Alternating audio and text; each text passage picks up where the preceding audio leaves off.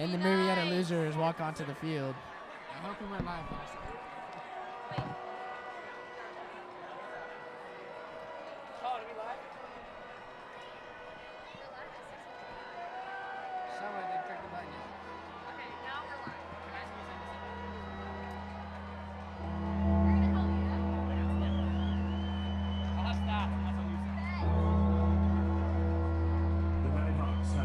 To receive. What's happening where?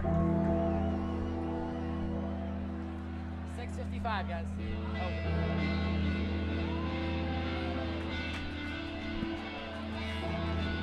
Kylie, tell me when Oh, wait, can you keep scooting?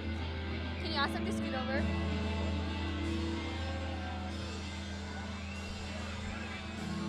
You have enough room? Half my butt's hanging off the thing, so.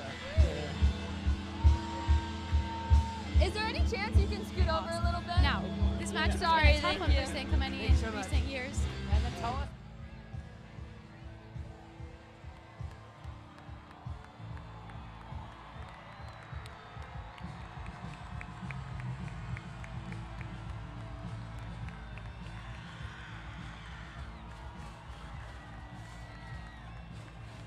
Good evening, everyone, and welcome to St. Clemente High School for a very... Good evening, everyone.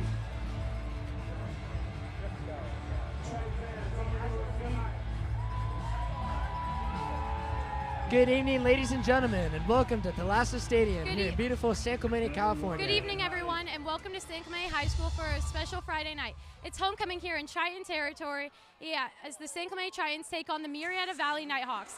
Now, this matchup has been a tough one for St. Clemente in recent years.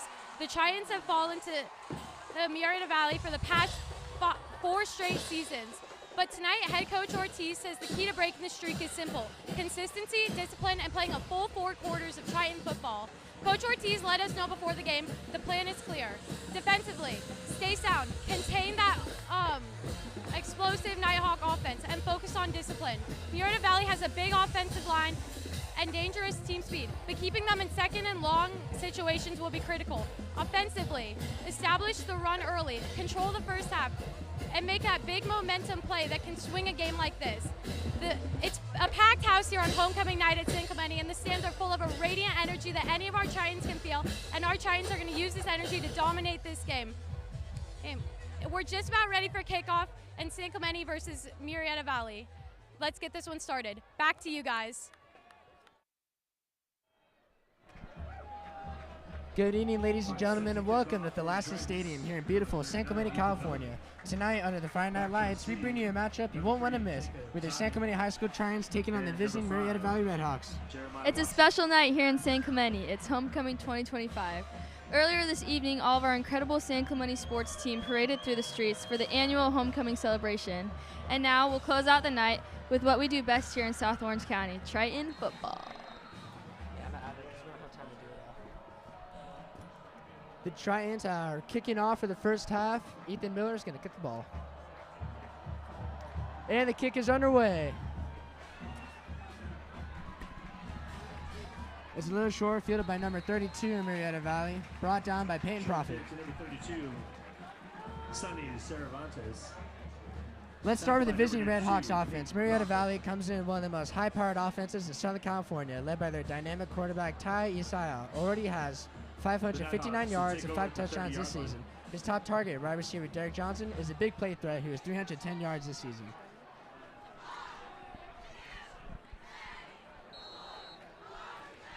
The ball is spotted around the 30-yard line, and Ty is set up.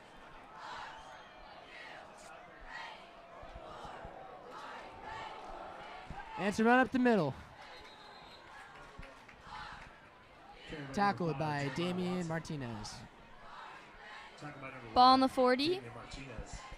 Close to a first down, second down. Now let's talk about our San Clemente Tritons. The Tritons bring a balanced attack on both sides of the ball. Offensively, junior quarterback Eiler King has been spreading the ball around, throwing for 9 touchdowns this season while also bringing a threat on his legs. Ty looks deep around the middle, and it's picked off by Jackson Rex. He's run to the 40 and he's brought out of bounds.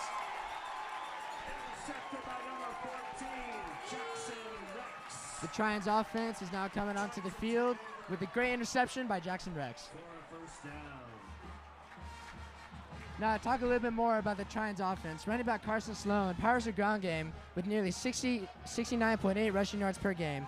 And wideout Jackson Rex, who has just intercepted the ball, has been the go-to man for air, hauling in 3 scores already. Defensively, the Tritons have been dominant. Linebacker Patrick Norman is the anchor of the defense, already at 8.2 tackles per game, while defensive end Joshua Kurtz has been terrorizing opposing quarterbacks with 4.5 tackles this season. Ira Clean out with the offense, with Shane Kiley and Jackson Rex on the left side of the ball. It's a pass play. Eiler's looking Ball right. out. Throws it to Thomas Alexander for a 10-yard gain. And that'll be a Triton first down. To number 17, Thomas Alexander. Tackled by number 54, Tyler Roney.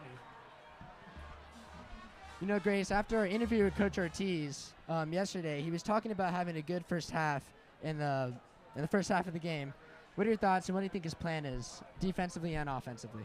Offensively, he said their main goal is just to be consistent and to play all through the entire game, all 4 quarters, because last few games, that's what's really gotten us. Run up the middle by Carson Sloan, and he gets brought down for negative 1 yard gain.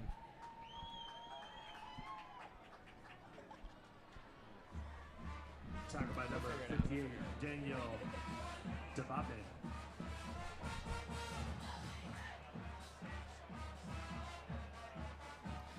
Yeah, so like Ortiz says, the entire offense needs to be contained, and you need to make sure to keep the pressure on the defense. Ortiz says Murrieta's offense is a strong point, their defense is a weak point, and I feel like the Tritons really need to attack that. Ira Kane sets him a shotgun, tries to make him jump, but they don't bite. Hey, sorry, what's your name? What's your name? Colin? There's already an issue. Like, I'm putting in the downs, but it's not changing on there. So, just letting you know. And there's a flag, looks like delay a game. Ira Kane tried to get them to jump, but it did not work. That'll set back about 5 yards. And that'll be a 5-yard penalty, pushing the Tritons back even more after that run.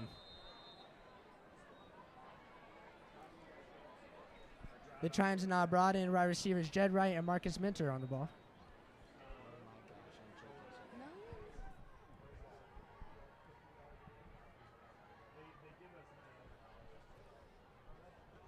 The offense is now set up in trips formation on the left side.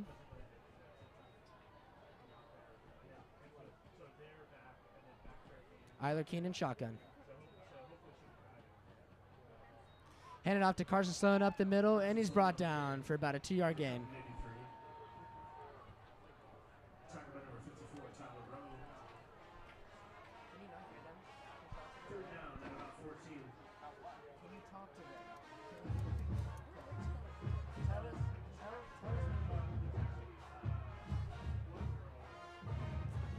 So let's talk about the rivalry between Murrieta and San Clemente a little bit, Grace. For 3 years now, the Tritons have lost to them, and last year was their homecoming game, and Murrieta won by 1 point. What does that mean for San Clemente here tonight? Yeah, I mean, a 3-year losing streak. Oh! Deep to Shane Kiley, now brought to the 10-yard line.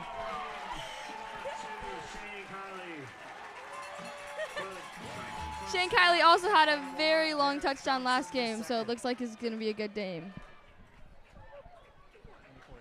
And we'll look at that replay. It was a post route to Shane Kiley. Great toss by Eiler King, and he's brought down around the 10-yard line.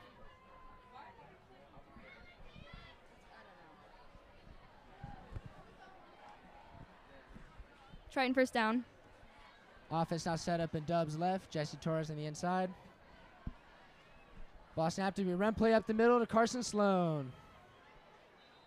And he's brought down for probably about a 3-yard gain. Pick up of a couple, bring up second down. Let's just keep it simple. Talking about number 54, Tyler Roney.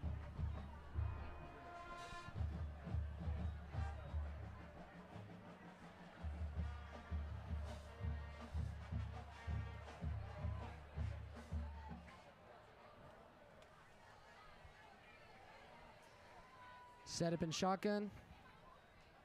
Eiler King checks back with his coach. Might be an audible call soon.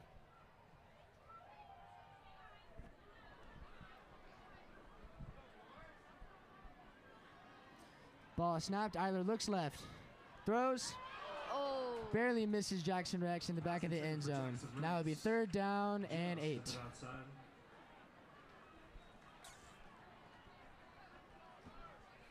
All my studying, and I'm jerking this guy. No. I signed up.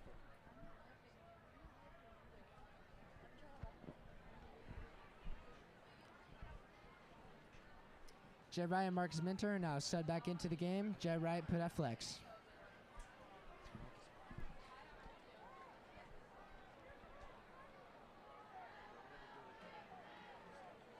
There snaps the ball. Looking left again.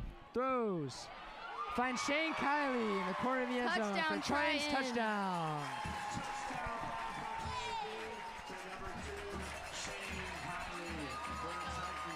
That's 2 amazing completions by Shane Kiley. To the extra point, number 39, Ethan Miller. Ethan Miller sets up to kick for the extra point.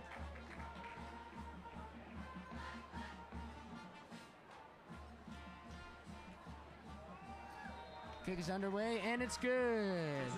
Score is 7-0. San Clemente Tritons with 7 minutes left on the clock. Check out the number 1 Huddersfield snack bar in all of Orange County. Pick up some hamburgers, hot dogs, Chick-fil-A sandwiches, pizzas, and of course our brats and a cup of noodles. The snack bar now accepts credit cards along with Apple Pay, Zelle, and Android. You know, Pay. Grace, in comparison to last year's game where the Tritons hardly scored at all in the first half, I would say this is a major improvement considering that we have scored in around the first 5 minutes of the game. What are your thoughts? And hot chocolate. Yeah, it's looking good so far. We were talking to Coach Ortiz before the game earlier, and he was talking to us about his defensive plan. So you want to take over and talk about that a little bit? Yes, Coach Ortiz says all their best guys are on their offense. They have a very big offensive line with an average height of about 6'5" and an average weight of 300 pounds. And he's really looking to make sure to stop that run game so that the offensive line does not break free and they score a touchdown, a big run. Kick is underway from Ethan Miller. It's a squib kick to the right side.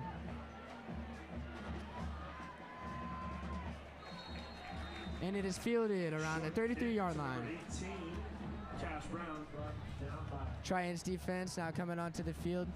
Brought down by number 92, Peyton Prophet.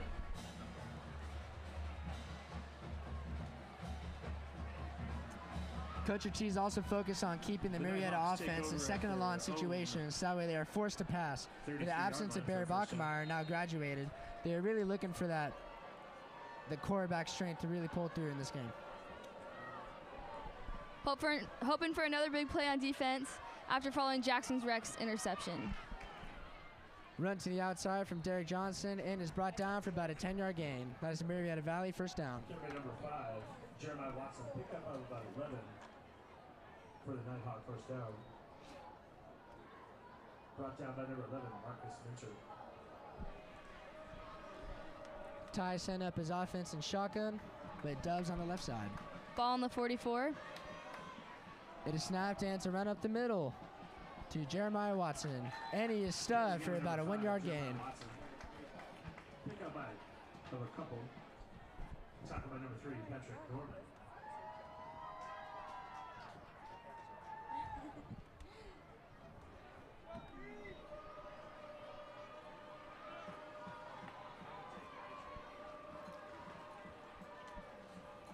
Set up in shotgun again. This is what Coach Ortiz wanted. Second and long situations, which forced Murrieta to have to pass the ball.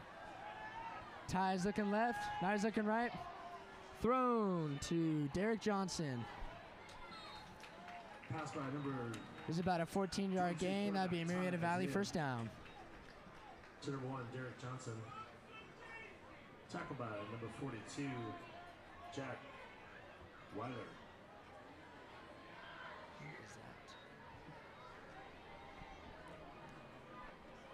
That was not what Coach Ortiz wanted. You need to make sure to lock down the pass game. The defense needs to swarm to the ball as well and make sure to get another pick like they did earlier this half. Ball snapped and it's a run up the middle to Jeremiah Watson for about a 3-yard gain. Run by number 5, Jeremiah Watson. Brought down by number 64, Trey Humphrey.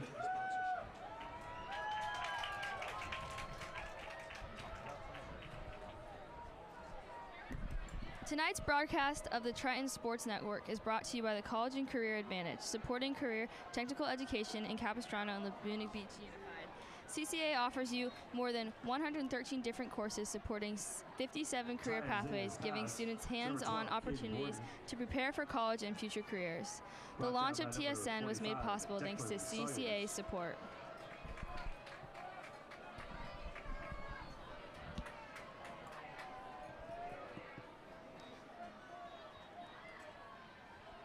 Handoff to Jeremiah Watson up the middle, and he's stuffed. Could be a possible Murrieta first down. We'll see what the referees have to say. And it is a Murrieta Valley first down. They'll move the sticks.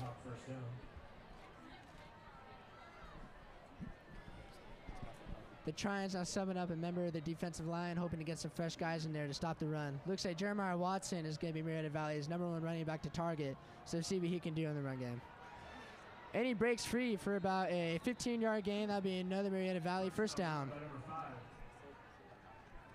Like I said earlier, Murrieta Valley's offense is very big, very strong, and very fast. And in order for the Tritons to have to stop them, they got to make sure to stuff the O-line and make sure Jeremiah does not get outside.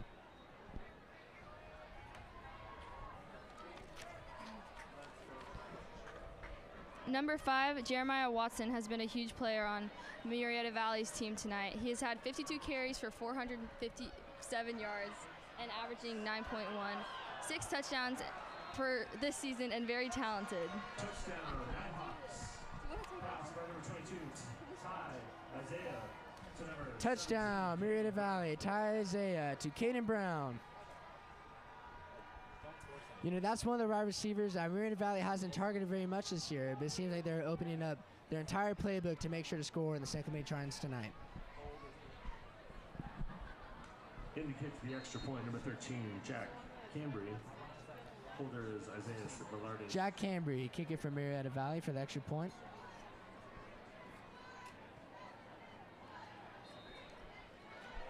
And it's no good. Tritons lead by 1 point, 7-6. Triton Football would like to thank the South County Restoration for their continued support. South County Restoration is San Clemente's #1 water restoration service. Call South County Restoration. You know, Coach Ortiz told us as well in the interview for the Tritons offense that they need to establish a run game early and control the first half. So far, they're doing really well about holding Murrieta Valley on score in order to gain a score in the first 5 minutes of the game. Now you got to make sure to do it again and make sure to stay consistent. Premier litigation firm. So when you need a lawyer, a trial lawyer with the will to win, go to Callahan and Blaine. Set to kick for the Nighthawks, number 13, Jack Cambry. Jack Cambry set the kick for the Murrieta Valley Nighthawks. Jackson Rex receiving along with Jesse Torres.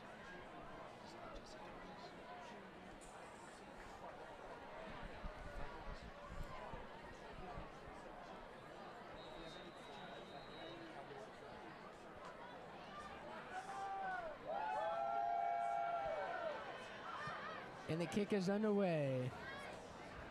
Jackson Rex fields it, and he starts a return. Goes around the outside, about the 30. And he's brought out of bounds at the 40-yard line for a great return. Tackled by number 7, Gabriel Lomel. Trying to take over for a first down. Trying offense now head onto the field. I predict that they were trying to impose a run game a little bit more, like Coach Ortiz said. A key player tonight here on our team is going to be Shane Kiley. He's had 2 catches for 27 yards and already a touchdown. Either Keene set up in shotgun. Motion, Jesse Torres out. It's a screen pass. Jesse Torres breaks free. And it's about 11-yard gain for Tritons first down. Ball on the 49. Little swing pass to number 15, Jesse Torres out of the backfield. Talking about number 54, Tyler Rummy, for a Triton first down.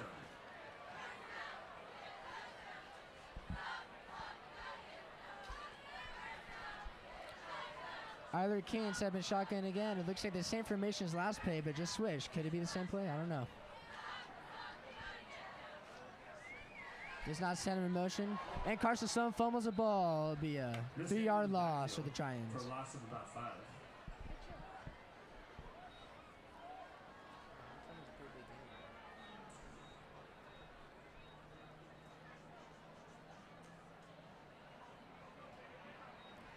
Marcus Minter and Jed Wright now subbed out for Jackson Rex and Thomas Alexander.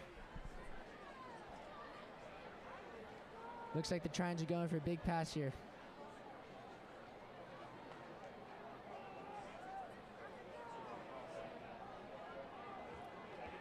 Tyler Kane set up in shotgun formation with dubs on both sides.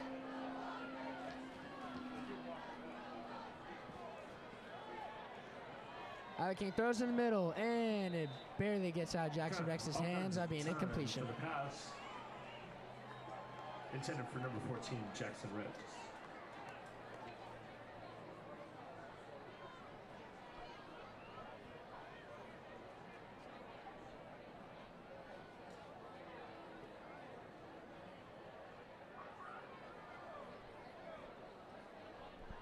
That's been 3 targets and no receptions for Jackson Rex. 3rd and long for the San Clemente Tritons. They got 15 more yards to go before first down.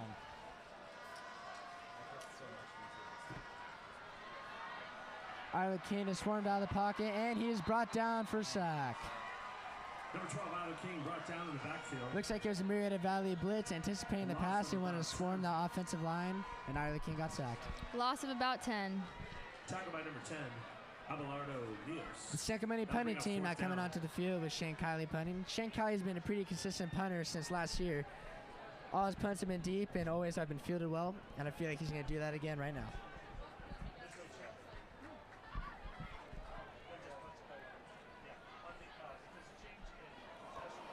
High snap, Shane Kiley drops the ball, and he's forced to run. Passes it, it would be incompletion. Snap. Turnover and downs. The Triton defense now comes onto the field. The Nighthawks will take over at the 40-yard line. Train hard, recover smart. Whether you're pushing your limits on the field, The Nighthawks will take over at the 40-yard line. Recovery offers whole body red light therapy, hyperbaric oxygen, sports chiropractic, cold plunges, and more. This recovery science made easy and local. Ty sets up his offense in shotgun with dubs on the right side. I'm anticipating a run here, as I said earlier. It's a screen pass. Fields it, and he's tackled by Dallas Martinez.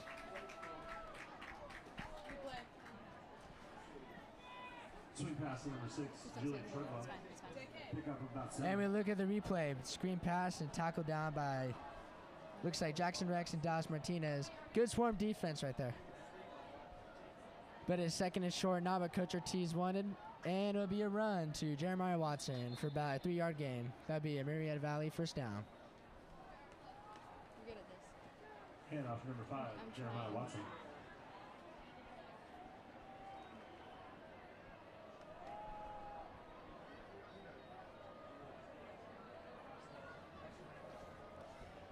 Ball snapped and hand up the middle again to Jeremiah Watson. He breaks free for about an 8-yard gain.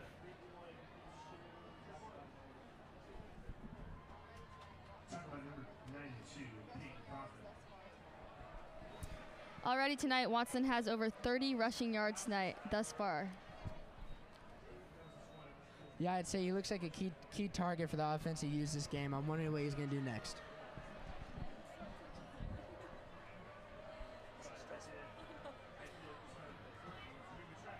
Right receiver goes in motion on the left side. Ty rolls out left, looks left, throws deep. And incompletion, and covered by Jackson Rex. About 36 seconds left. Pass attempt number 6, Julian Treadwell. Pass is intended to Julian Treadwell, a senior who has 11 receptions and 249 yards already this season. Pretty good stats.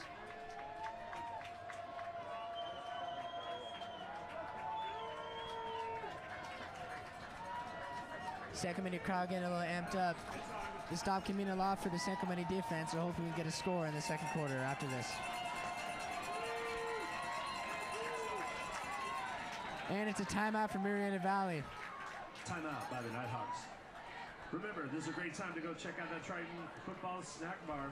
Still the #1 high school snack bar in all of Orange County. Pick up some hamburgers, hot dogs, Chick-fil-A sandwiches, pizza, and of course our brats and cup of noodles. The snack bar now accepts credit cards along with Apple Pay, Zelle, and Android Pay in every window to make it easier for you to enjoy the football game with great food. Visit Cheers Le Pom Pom Cafe for great desserts and hot chocolate.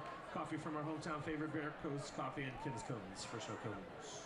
Murrieta Valley not coming onto the field out talking with the coach. It seems like they cannot get the play right, and their coach had to call a timeout. Our cheerleaders are selling them up until the end of the second quarter to support our San Clemente High School cheer program. The price sign is $400 gift card, generously donated by Laguna Miguel Auto Group. 3rd down and 5 for the Nighthawks. Ty now setting up in shotgun again. Tries to make the defensive line jump. He fails. And the ball is snapped. Handed off to Jacob Toddy for outside. And he gets a 10-yard gain for Murrieta Valley, first down. Flag is thrown.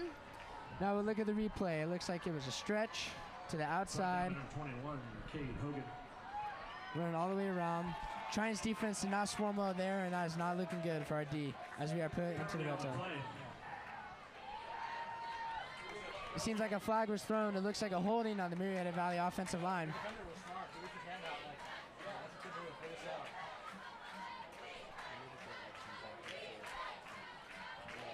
Holding on the Nighthawks. 10-yard penalty from the spot of the foul. 10-yard penalty from the spot of the foul. That would bring the Nighthawks really far back. They would have to have a 15-yard gain to get a first down.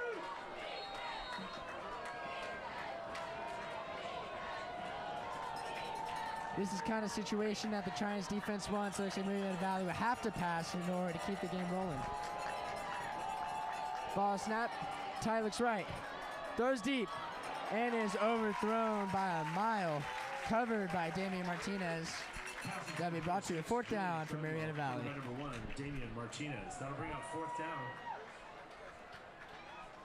Now, Grace, you think they'll kick it for the field goal? You think their kicker's that good? Or you think they'll go for it here?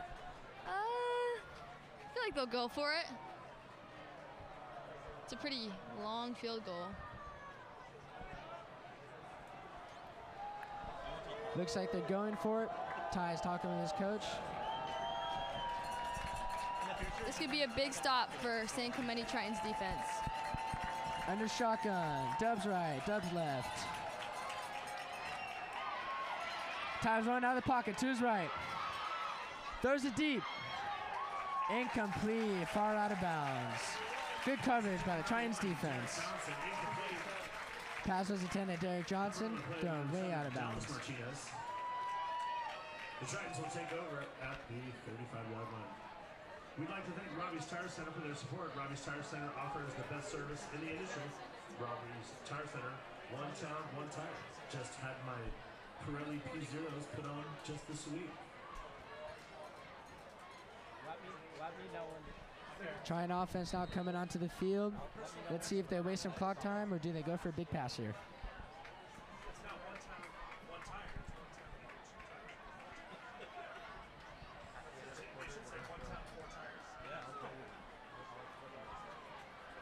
Set up and trips left, but Colin Granite now in the game at running back.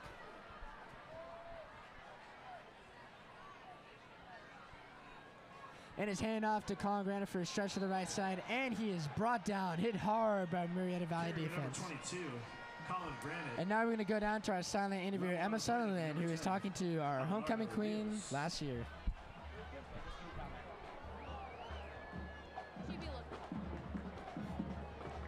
I'm here with Emery Inslee, our homecoming queen of 2025. So tell me, Emery, how does it feel to be back here watching all the seniors after graduating?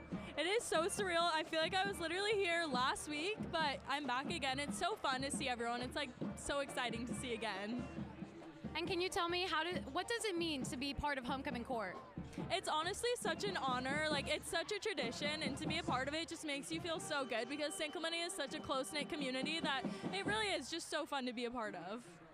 And one last question, can you tell me, are you excited to be crowning our king and queen later on tonight? I'm so excited. I've been waiting. I'm like nervous and excited for them, but I get to crown both the king and queen, so we'll see. All right, great. Thank you so much for this interview. Back to you guys. The healthcare services and Thank you, Emma. Now the ball has been flipped to our side of the ball after the first quarter, and the offense is set up. Looks like it'll be 2nd and 10. Orthopedic Institute. Hogue is the highest ranked hospital in Orange County by U.S. News and World Report, and the only OC Correction, 2nd and 12. in California. For more information, please visit hogue.org. Coach Cobb talking to his offense for a long time. Seems like he's cooking up a really good play here to start off the second quarter. To support our San Clemente cheer program, the prize is a $400 Visa gift card generously donated by Laguna Niguel Auto Group. Say your thing about Jesse Torres. As we start the second quarter, Tritons take over at their own 32. A key player to look out for tonight on San Clemente Tritons team is number 15, Jesse Torres, after coming off an injury this week.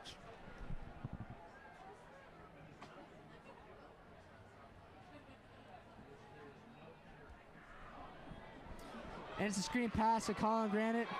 Takes out the field, and it looks like it would be about a 15-yard gain for Tritons first Flag is down. thrown. Flag is thrown. We'll look at the replay. Colin Granite picked up about 18. It appears to be a first down, but there are a couple of flags on the field. We will wait the adjudication.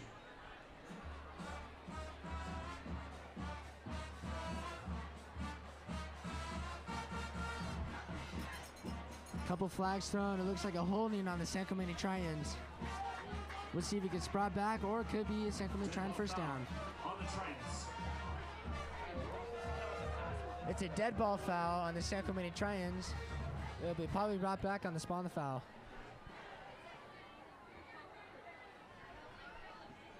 Coach Ortiz does not look happy about that. No flag. The flag is waved off. San Clemente Triton first down. It was never thrown. That'll be a Triton first down. It's definitely about there. No. Is she watching?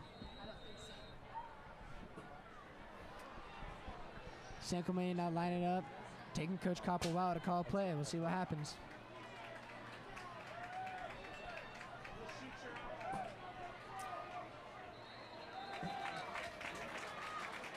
And it looks like the defensive line has jumped. Tyler Keane has gone to jump. This one appears to be real. Offsides on the Nighthawks. Offsides on the Nighthawks defensive line. It'll be a 1st and 5 for the San Clemente Tritons offense.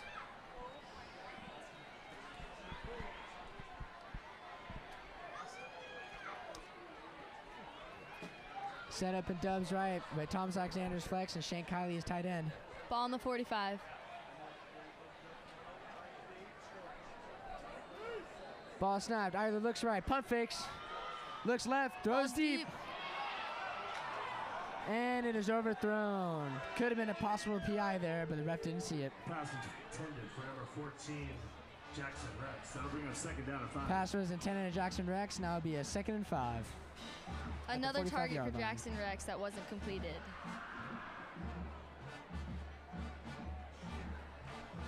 You know, in the past few games, Grace, I would say that they're targeting Jackson Rex a lot more than other receivers. You think this game they'll pull out all the stops and throw it to maybe other receivers? Yeah, for sure. Coach Ortiz talked to us a lot about Jackson Rex and said he's been a huge pivotal player for their team. But after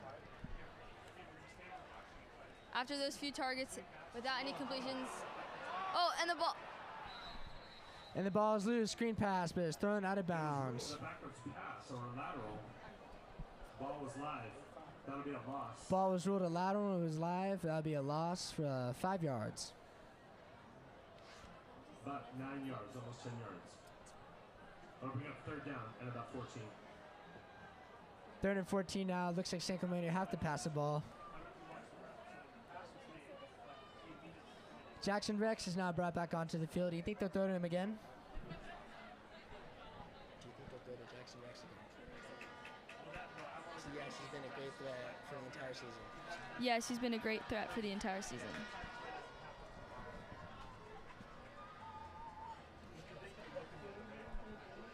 Coach Cobb not calling an audible. Could it be a delay of game? And the ball snapped only a few seconds ago. Arkin looks deep, throws, and is picked off by the Murrieta Valley defense. And he's brought down at about the 48-yard line. Number 16, Joseph Rodriguez. Now we look at the replay. It looks like the ball was batted down. At the 49-yard line. I'd like to thank our career sponsor, Members Protection Services, for protecting our communities from wildfires. With the DPS Autonomous Wildfire Defense System, Members Protection Services has a 100% success rate, even in the recent LA wildfires, and has saved homeowners thousands in insurance. When it comes to wildfire defense, there's simply no comparison. Ty Isaiah not coming back onto the field. Or check our program for more details. Correction, Daniel Melk, the junior, the backup quarterback, now coming onto the field. Hand off to Jeremiah Watson. And he gets about a 13-yard gain for Murrieta Valley, first down. For a Nighthawk first down. Tackle by number 7, Dallas Martinez.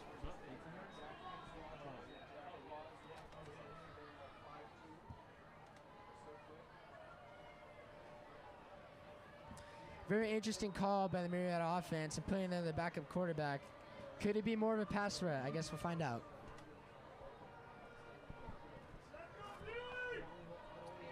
Shotgun formation, Daniel hacks the ball, rolls, throws right, and is caught by Jacob Toddy.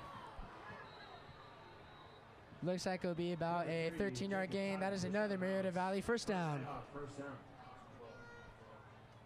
First down about number 4, Carson Sloan. Good drive here so far from Murrieta Valley. Let's see if they keep the momentum and get it and go into the red zone.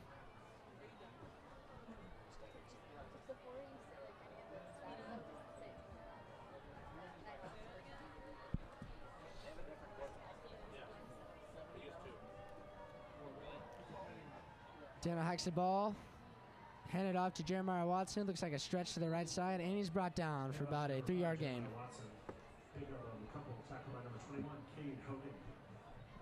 That'll bring up second down and about done.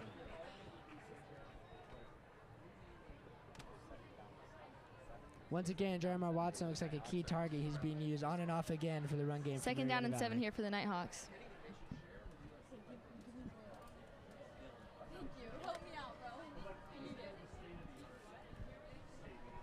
Daniel set up in shotgun again. Ball's hiked, he's looking right. And he's brought under pressure by the Second defense, and it's a sack by Damian Martinez. Number 8, Josh Kirst. Correction, brought down by Josh Kirst with the That'll sack. be his 5th sack of the season.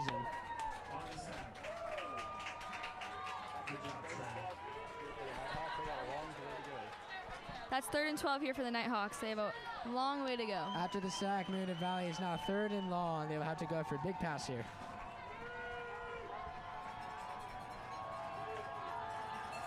Daniel trying to make the defensive line jump.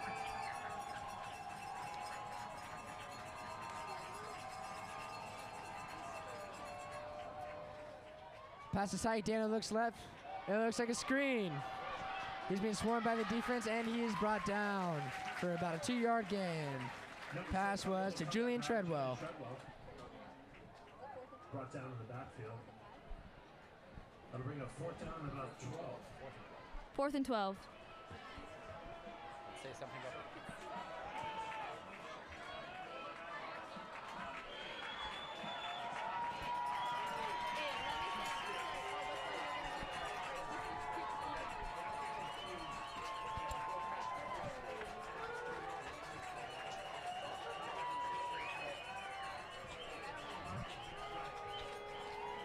Daniel Milk set up in shotgun. Dubs on both sides. Looking like a big pass coming up here. Daniel Milk looks right. He's brought under pressure again, and he's brought down. Another sack for San Clemente Tritons.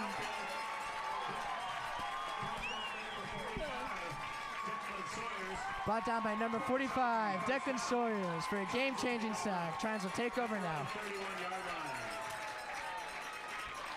You know, that's what you love to see. That's what Coach Ortiz predicted. That's what he wanted for this game, was the defense suppression the offensive line.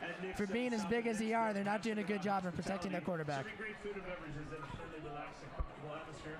Whether you're out with friends enjoying a family night or celebrating a special occasion, Nick's is the perfect place to dine, drink, and escape. Visit them today and enjoy the Nick's experience. Tryon's offense, and I'm really pumped to come onto the field after that excellent turnover. Let's see what Isla King can do here with 7 minutes left on the clock.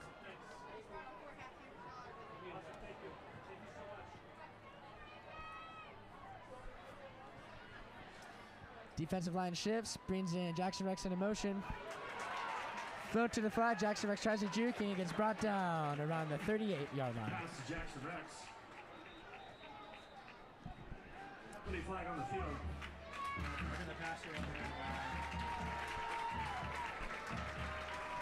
Personal foul.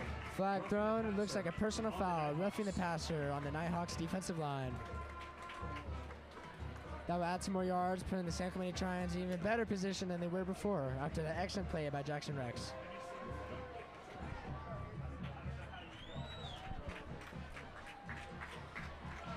Yards from the end of the run. That'd be a 15-yard gain for automatic first down for the San Clemente Tritons. At the Nighthawk 47-yard line. 47-yard line. Do you guys know how many people are watching your show? I can check. Yeah, check so we can say something about it. Yeah, what's the name of the broadcast?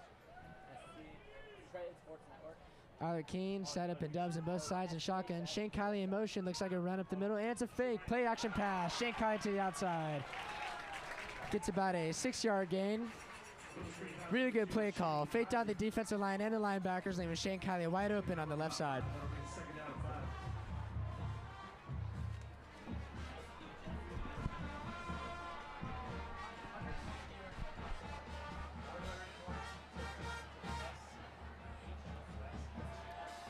Thomas Alexander, Jesse Torres lined up on the right side of the ball.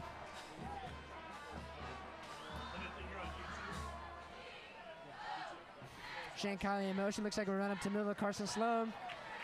And it will be about a 5-yard gain, possibly trying first down. We'll wait for the referee's decision. Handoff number 4, Carson Sloan. 54, Tyler Roney on the tackle. We'll bring up third down and just short. That's going to be third down and just short. Looks like Carson Sloan didn't get there just yet. I think he's got 1 more yard to gain.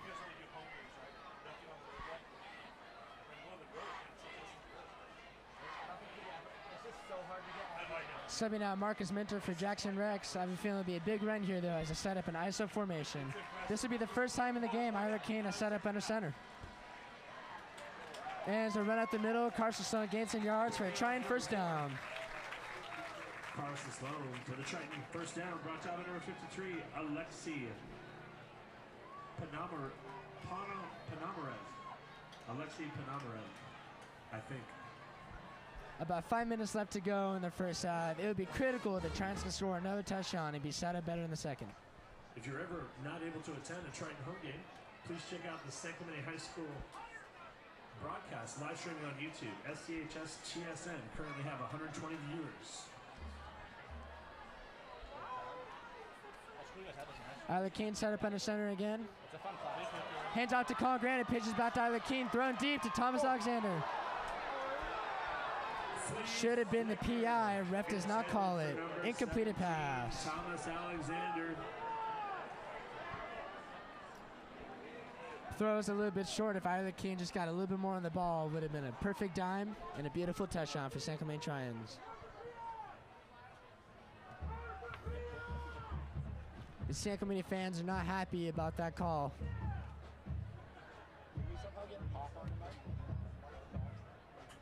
Coach Cobb now having to go back to the drawing board as San Clemente set up 2nd and 10 at the Murrieta Valley 35-yard line.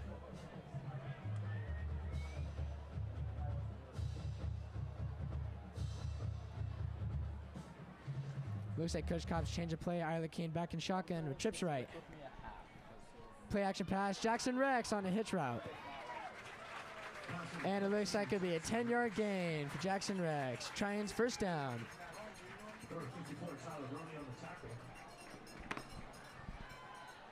It's marked just short of the first down. Mark just short on the first down. Less than 1 yard.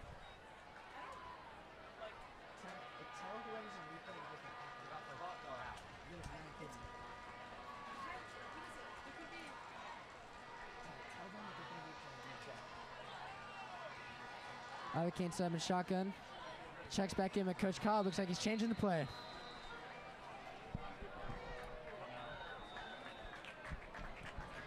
And it looks like it'll be a timeout for the Murrieta Valley defense. Would like to thank our premier sponsor, Urban Armor Gear, for their continued support.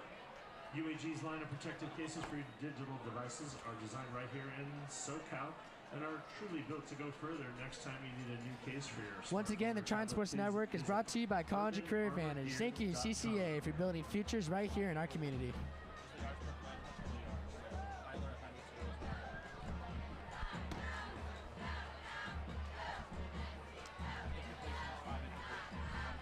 Four minutes left in this half. What do you think the offense is going to do here, Grace? I think they're going to go for a long pass.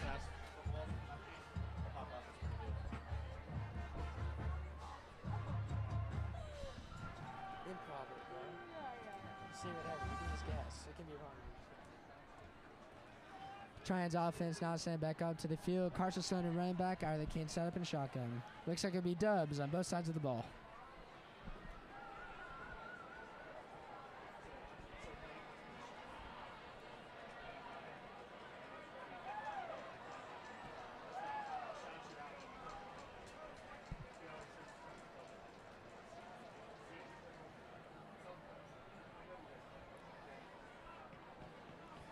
Murrieta Valley defense looks like they have switched up and brought in a 3-4 defense now with 4 linebackers now.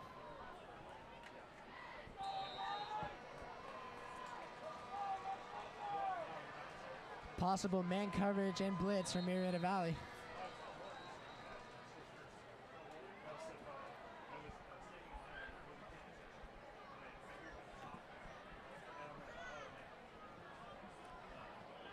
Referee is stopping the game. Looks like the Murrieta Valley band is being a little too loud for him.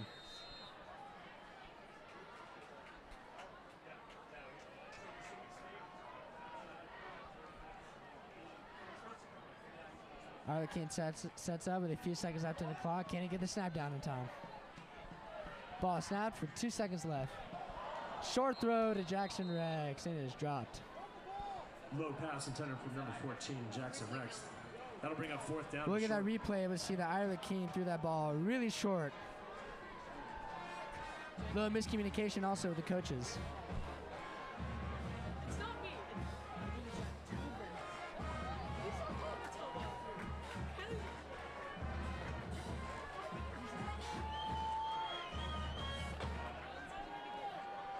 Arlecane now scrambling to set up under center. Looks like it'll be a tush push, and he gets a 1-yard gain for a Triton's first down. King on the keeper, falling forward. Great call by the Triton's offense. Make it look like it's a pass play and then set up under center last minute to get the first down.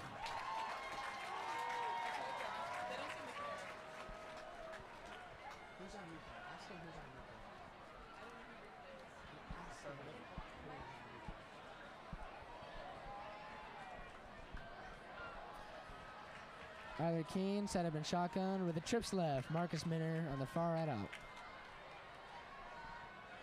Arlecane looking middle. Thrown to Thomas Alexander in a 5-yard in. And he gains some yards for a 10-yard gain. That would be a Triton's first down. Now look at this replay. Great pass to Thomas Alexander on the 10-yard in. And he gains some extra yardage to give us a Triton's first down. Waiting for the official spot. And that is a Triton first down.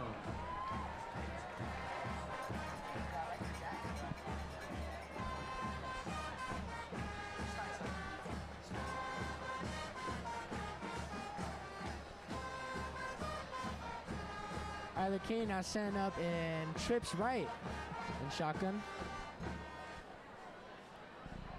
Ball snapped his hand to Carson Sloan up the middle.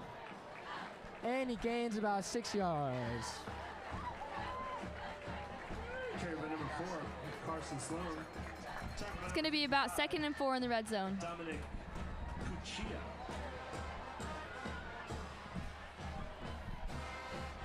2.5 minutes left in the half. Let's see if the Trions waste some time and get that 2-minute warning.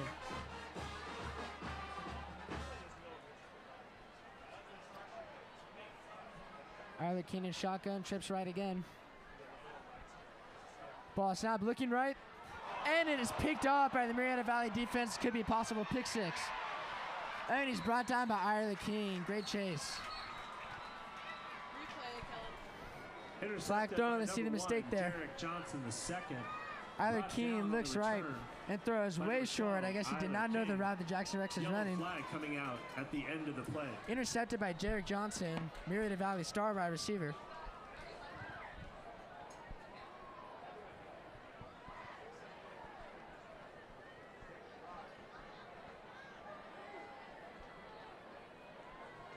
Face mask. So on the return after the interception, face mask on the Nighthawks. Face mask on the Murrieta Nighthawks on the return of the interception. Murrieta Valley still keeps the ball, and we will now be at the 2-minute warning.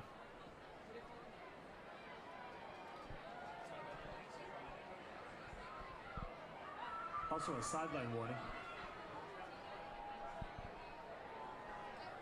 Also looks like a sideline warning on the San Clemente sideline.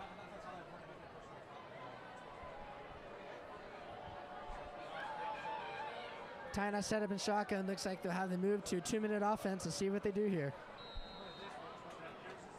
Possible big pass plays coming up here. Hands off to Jeremiah Watson up the middle. Gets about a 4-yard gain. Jeremiah Watson, pickup of about 4.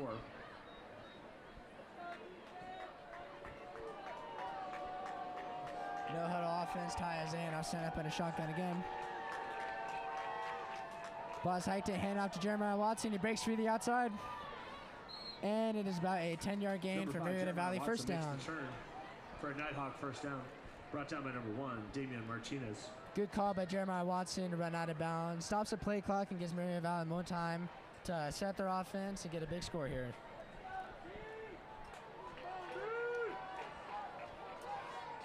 Ball's hiked, hand out to Jeremiah Watson again. He's stuffed in the middle, but he keeps gaining more yards, and it'll be about a gain of 9, possibly 10.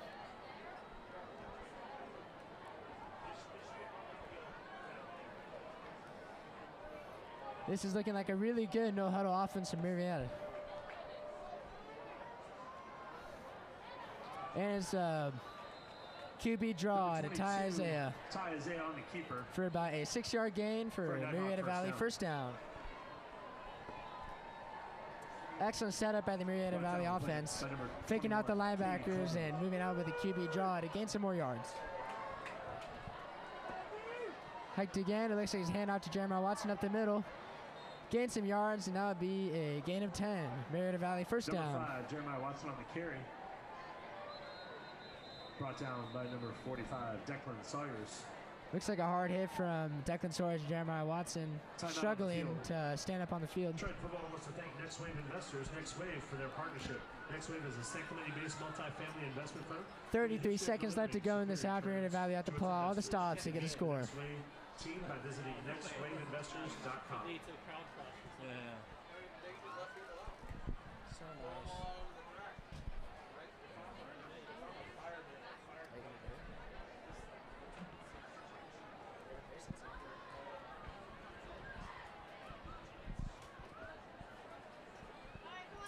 Looks like it'd be an injury and timeout, giving Murrieta Valley some time to really come up with a good play here. Jeremiah Watson coming out the field, but he looks good to go here.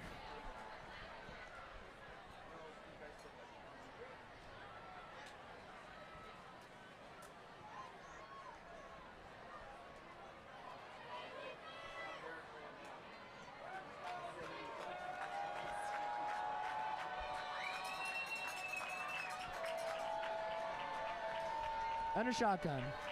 Sends Taji Stevens under motion. Looking left, rolls out of the pocket, and he rushes.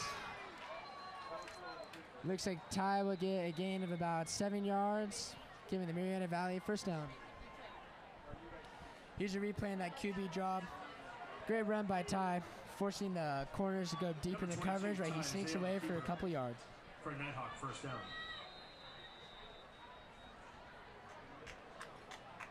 15 seconds left to go in the first half. Murrieta Valley calls another timeout. That would be their last one.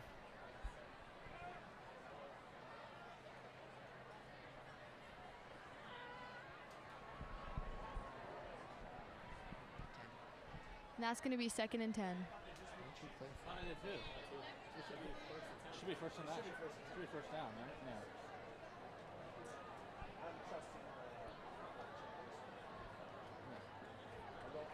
Yeah. After timeout, Murrieta Valley offense not coming back onto the field.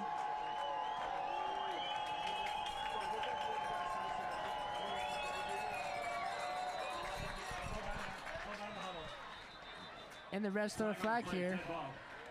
And it looks like it'd be a dead ball penalty. Delayed game on the Nighthawks.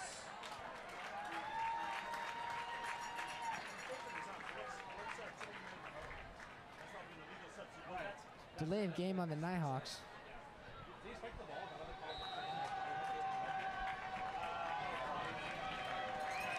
Ty now in shotgun and Dubs right. Hacks the ball, looking right, throws deep. And it is caught for a Murrieta Valley touchdown. Let's look at the replay here. Maybe a possible offensive PI. Let's see it. Yeah, it looks like a push off, but great catch by the Murrieta Valley wide receiver. Nighthawk touchdown.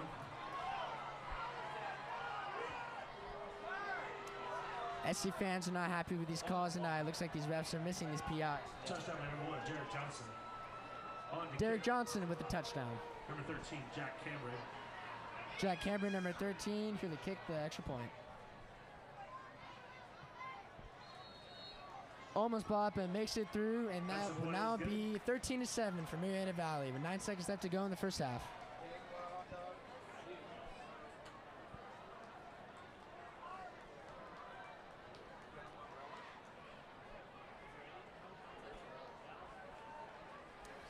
Big play there to end the half. Murrieta Valley now comes away leading by 6 points.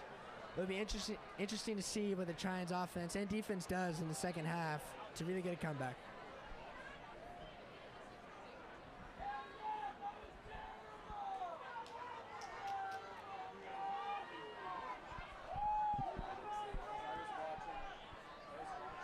He pushed off hard. That's all on the block. Tritons receiving team coming onto the field with Jackson Rex receiving. Early in the route, but it was still bad.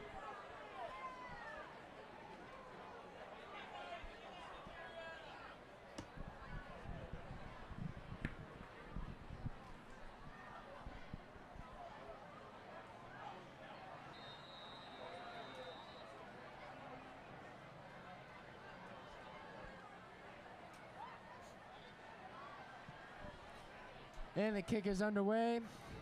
Good little boot. Jackson Rex fields it, and he's starting his return. Going outside to about the 30-yard line. He's brought down at the 28. Jackson Rex. To the 20. 2 seconds left to go in this half.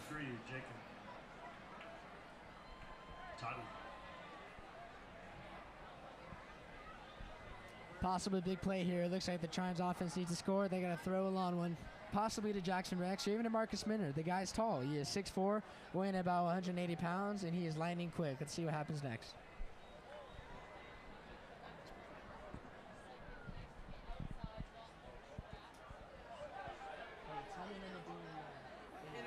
No flag on the play.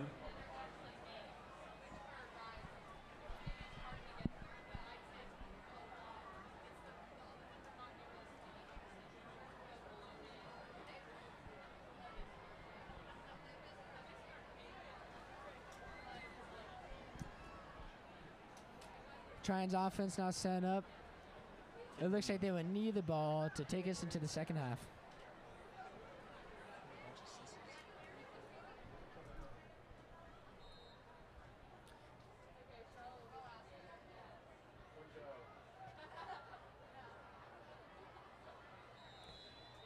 And Arthur Keene needs it, and now will now be the first half done. Thank you to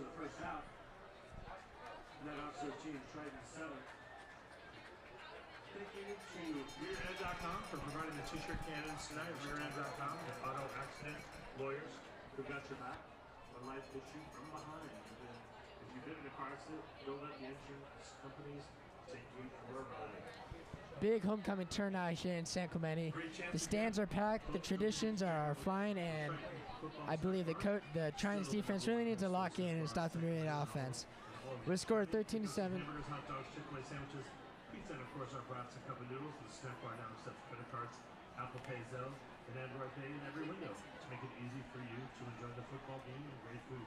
Visit Cheers in the Pom Pom Cafe for great desserts and hot chocolate, coffee from our hometown favorite beer, Coast Coffee. Thank you. I'll let you know. I'm here with Coach Ortiz. So tell me, how do you feel about the first half of the game? You know, it's back and forth. Two good programs going head to head, and you know, they made a nice player at the end. You know, unfortunately, we didn't have a good coverage there, and the guy maybe pushed off a little bit. But you know, it's what you expected here. Two good quality teams playing each other, and it's going to come down to that fourth quarter, and we got to play a little bit better the second half. Okay, thank you so much. All right, back to you guys. It is 659-6597. So it sounds like a repetition. It's 659-6597.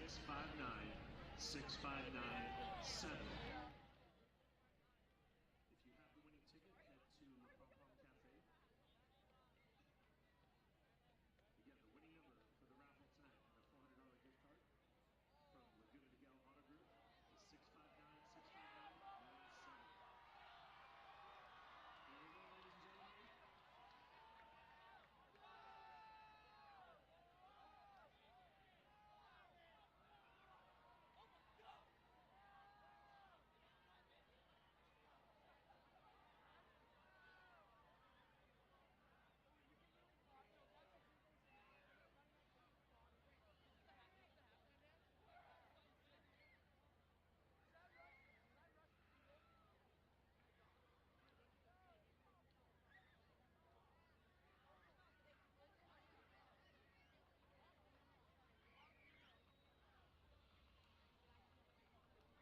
Welcome aboard San Clemente High School. This is your captain speaking. As we get ready for takeoff, please make sure to fasten your seatbelts, put your tray tables up, and ensure your luggage is safely stowed below your seat. Once reaching 10,000 feet, please take advantage of your reclining seats and our in-flight refreshments as we are in for a long trip. But first, let's meet our homecoming court. First up, Kevin Zhang, guided by his wonderful and loving father, William. During his time at SCHS, Kevin has stayed committed both on and off the court. As a varsity basketball player, he's put in countless hours to help his team succeed. Outside of sports, Kevin's musical side shines in chamber orchestra, and he also gives back as a late crew leader, helping underclassmen adjust to high school life. In the classroom, Kevin challenges himself with all AP classes, always pushing to grow and learn more. He's grateful for the friends, teachers, and family who have supported him throughout his journey. Looking ahead, Kevin plans to continue his education and keep striving to reach his goals. Kevin is thankful for the experiences that have shaped him and hopes to leave behind a legacy of hard work, leadership, and excellence. He's excited to make the most of his senior year and enjoy every moment of the final chapter at SCHS. Next, Catalina Downer, escorted by her parents Abby and John. Catalina's had a wonderful time here in her 4 years at San Clemente and enjoyed all the memories she has made. Kat is captain of the varsity tennis team this year and has enjoyed 4 years of playing at the high school level. She wants to thank her coach, Gary Greenberg, for being the best, and thank her doubles partner, Luisa, for calming her down every match. She has also played on the soccer team during her time at SCHS and wants to give a shout out to her soccer girls she misses playing with. Outside of school, you can find Kat working at Handles, scooping ice cream, hanging out with her bestie Brooke, catching a flight to Hawaii to visit her sister Sierra, or cheering on number 4 every Friday night at the football games. She plans on attending a 4-year college, possibly joining her sister at the University of Hawaii, and can't wait for this next chapter of her life. She wants to thank her family for always being there for her, supporting her in everything she does, and her boyfriend Carson for being her best friend. Next, Trent Ryan, escorted on the field by his mom Nikki and dad Russ. Trent is honored to have his parents by his side tonight as he celebrates this occasion. At SCHS, Trent has been actively involved in athletics and student life. He played football during his freshman and sophomore years and continued his love of sports on the volleyball court until junior year. His favorite classes have been social studies. Shout out to Mr. Krog for being cool and teaching him for these last 2 years. Trent also started the Snow Sports Club, giving students the chance to share his love for snowboarding. Outside of school, he can be found surfing or heading to the mountains with his friends. Some of Trent's favorite memories include trips with his best friends, late-night adventures, and long beach days at Lost Winds. He thanks his best friends, Jack, Sean, Tyler, Mac, and Austin, for always being there and hopes their friendship lasts a lifetime. He also thanks all his friends for countless funny memories. Trent is grateful for the support of his family, friends, and teachers, and most importantly, thanks to God for guiding him through every step of his journey. He wants everyone at SCHS to know that Jesus loves them and they are not alone. After graduation, he plans to attend a 4-year university in California to continue his education and pursue new opportunities. Next up, Kendall Fish, escorted by her amazing and loving parents, Brett and Meredith. Kendall's beyond thankful for her years here at SCHS and all the memories she has created. She has dedicated these years to balancing academics, leadership, and her passion for dance. She is currently enrolled in multiple AP courses, challenging herself to grow as a student while preparing for her future studies.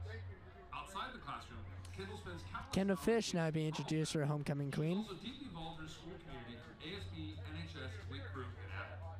Beyond school, Kendall loves spending time with friends, traveling, and enjoying family time. She attributes much of her success to the unwavering support of her family, friends, and coaches who have consistently encouraged her to push past her limits. She also gives a special thanks to Starbucks for fueling her through early mornings and zero-period classes.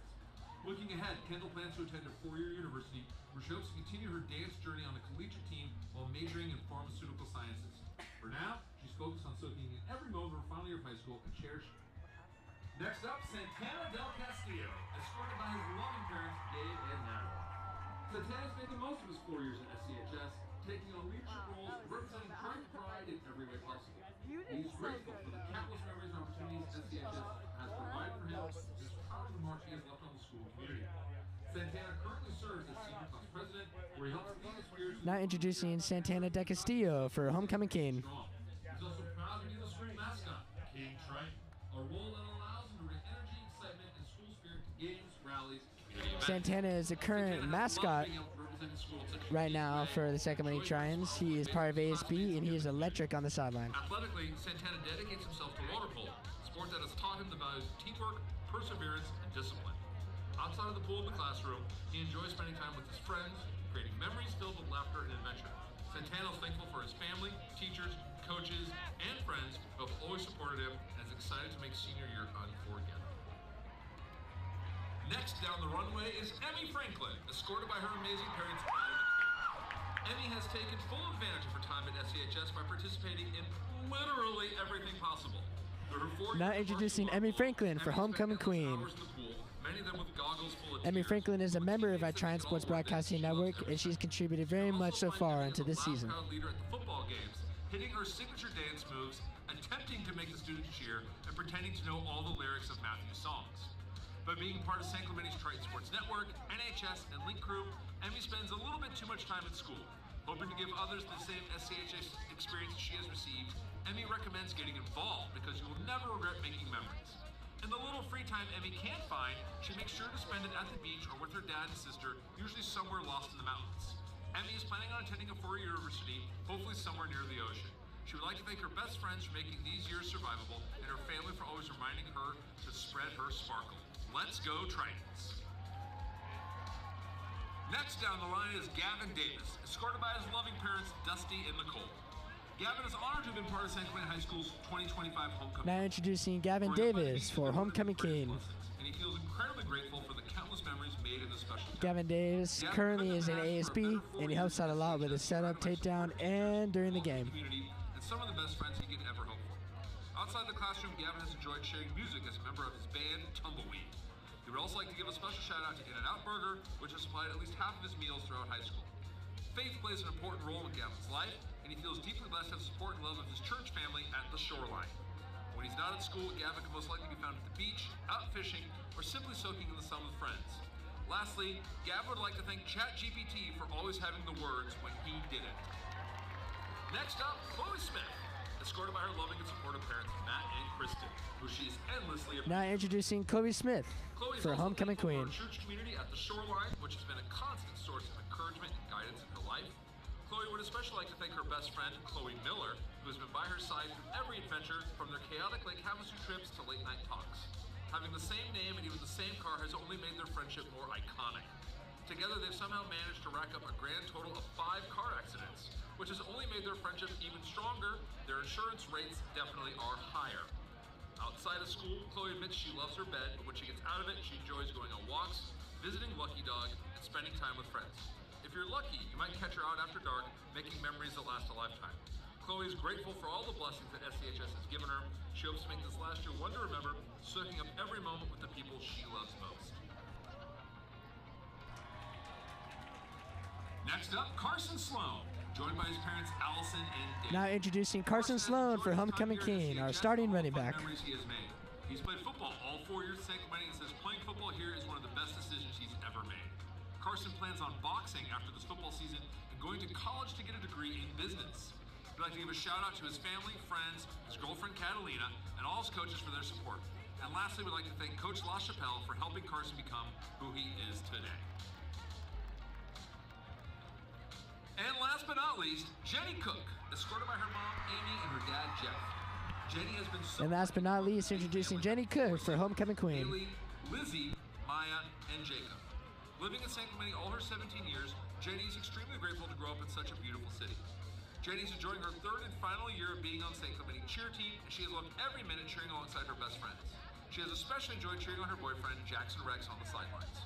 She would like to shout out Plum Pudding, which is Sophie Thorstensen, Kira Schmidt, and Lizzie Cook for being her best friends for life. Some of Jenny's favorite memories have been trolling, notably the time when she dressed up as the Grinch and went Christmas caroling and accidentally chose her math teacher's house while his entire extended family was celebrating the holidays. But most importantly, Jenny would like to give a special thanks to Starbucks for getting her through long school days and always being there for her no matter what. Jenny's excited to enjoy the rest of her senior year with the people she loves most and wants to soak up every last minute. Thank you for flying with Triton Airlines. We've arrived at our first location, Paris, France. Say bonjour to our freshmen as they explore the beauty of the city. Now we start off our halftime performance with the freshman dance.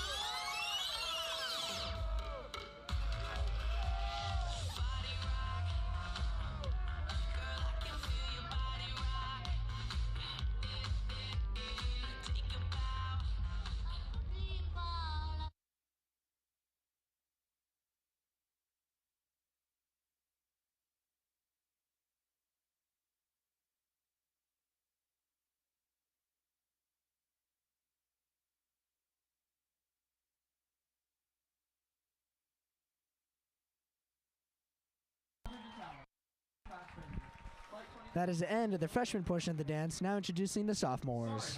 Let's hope for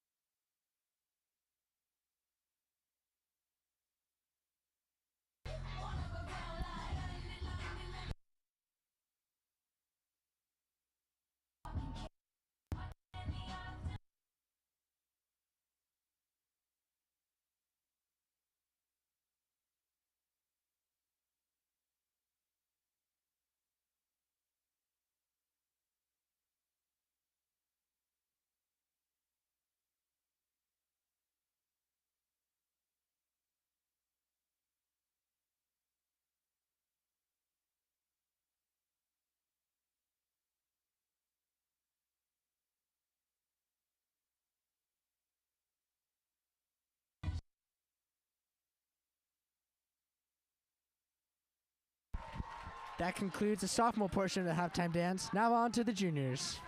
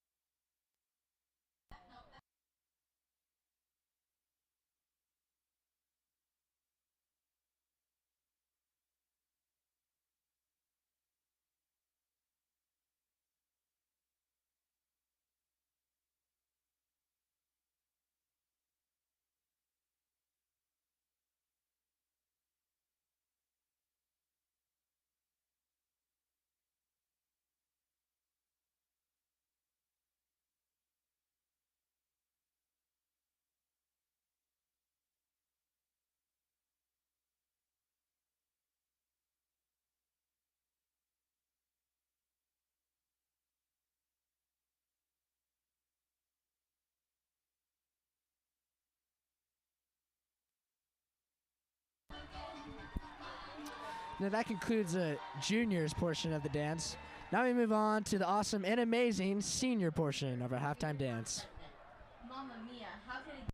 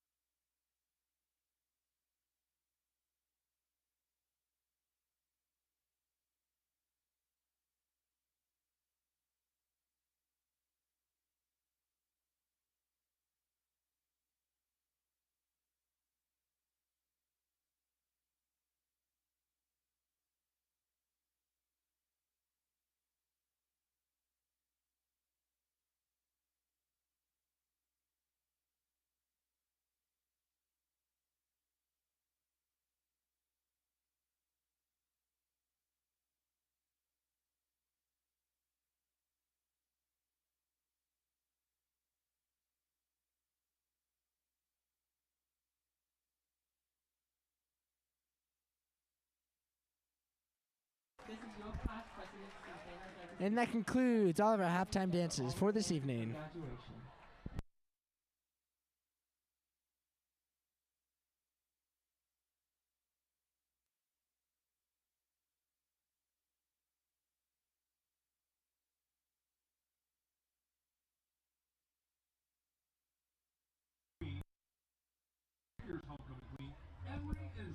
And now the moment you've all been waiting for, we will now crown our homecoming king and queen.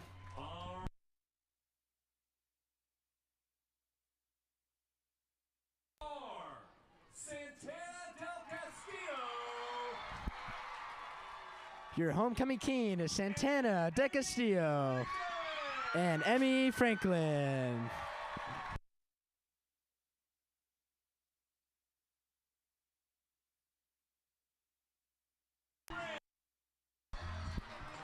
Congratulations to Santana and Emmy.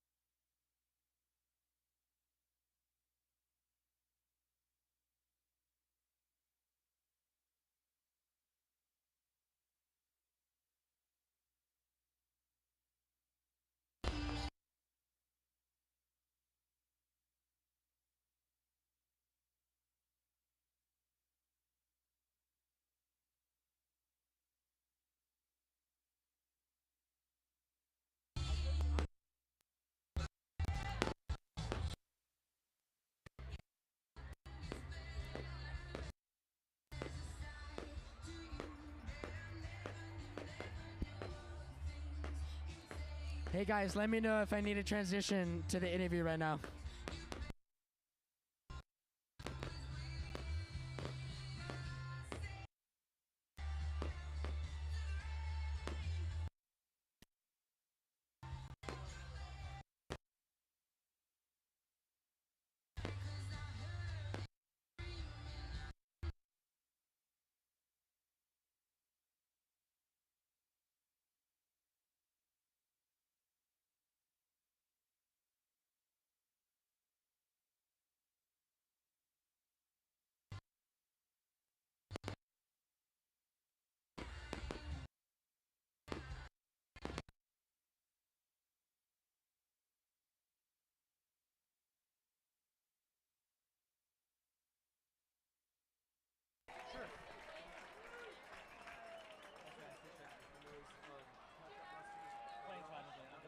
I got tackled.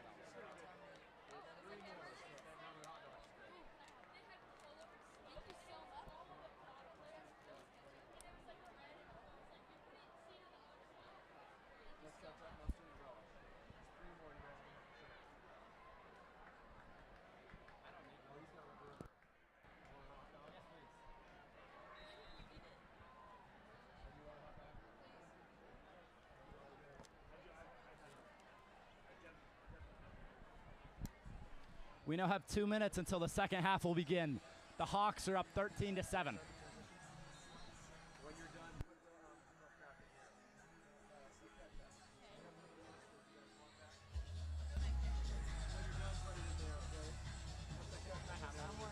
let me know when you start transitioning.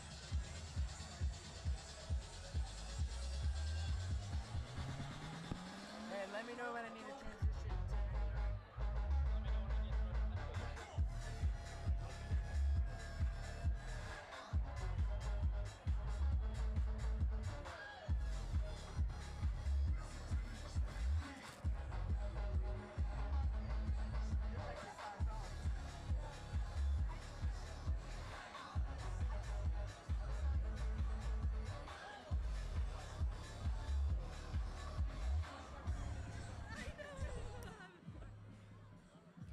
I'm here with our recently crowned homecoming king and queen, Santana and Emmy.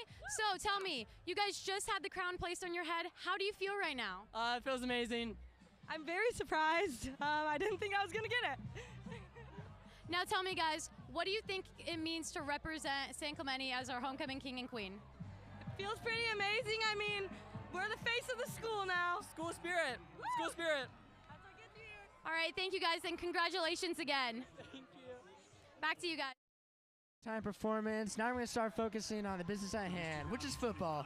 Colm, what do you think Coach Ortiz's plans are to bounce back and gain some more touchdowns? I think he really needs to get the offense going here. They're not really getting enough receptions. Jackson Rex has been pretty inefficient from what I've been seeing, Kellen. Yeah, from my perspective, it looks like you're throwing to Jackson Rex a little too much. Maybe use some of these other receivers like Jesse Torres, who's really shifty, or Marcus, who's able to high top guys with ease. Yeah, Kellen. Jackson Rex is normally really hot. He normally has the hot hands, but tonight he just doesn't. I agree, but it looks like Jackson Rex is now coming out to receive for the Triton special teams.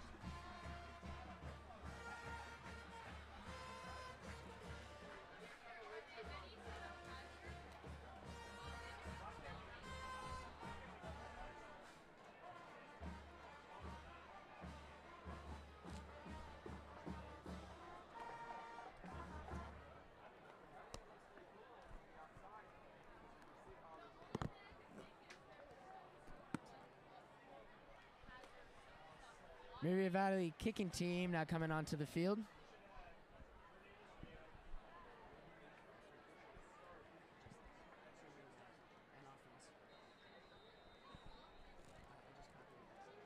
All right, to start the second half. Kicking off number 13, Jack Cambry. Kicking off is number 13, Jack Cambry from Murrieta kickoff team.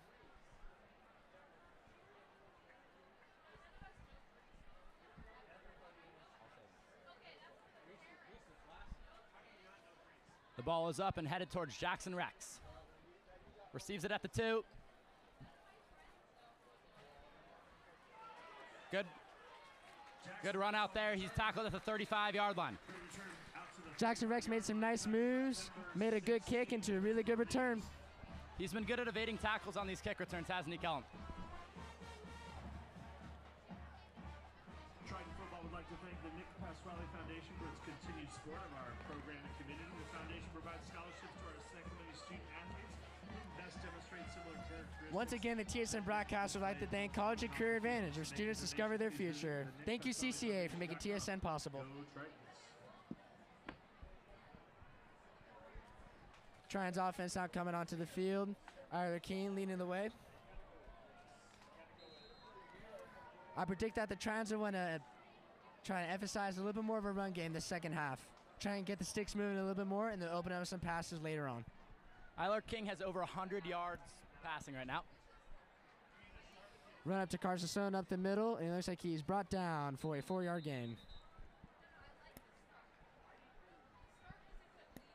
Ortiz has been relying on Carson Sloan on these first downs here. He's just handing the ball to him. He's been pretty efficient with it.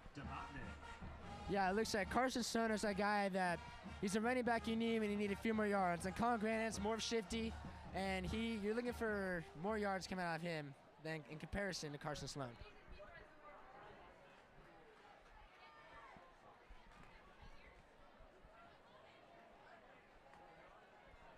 Sets Carson Stone into motion in the backfield, and it is thrown for a screen to Jesse Torres. Jukes out one defensive lineman, jukes out another, and he's gaining about 15 yards. Great play by Jesse Torres. Jesse Torres is coming off injury this week. He's proven to be an asset to this Tritons offense today. First down. Like Jesse said earlier this week, now's his time to shine. You know, he hasn't been, shown earlier this season, and now he's making some big improvements coming off his injury. It looks like he's doing well in the second half.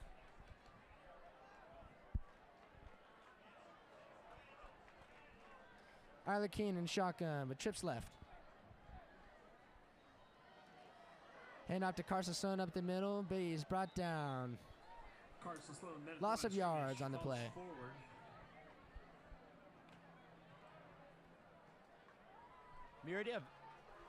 Murrieta Valley's defense has been pretty good at stopping Sloan.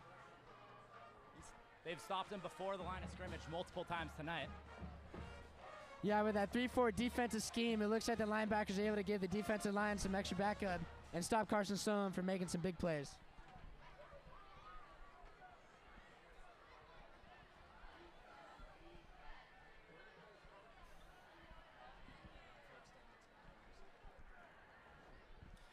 Snaps the ball, looking right. Throws for a 10-yard gain to Thomas Alexander. That'll be a Tritons first down. With Rex being less efficient tonight, Tyler King's been really spreading the ball out more than we've seen in the past few weeks. Yeah, it's good to know that a junior quarterback is throwing to other receivers. And it's good to know that he doesn't have just one guy, but he has multiple threats on the field. Really does. And this might allow Jackson Rex to find some open routes here and get the ball downfield.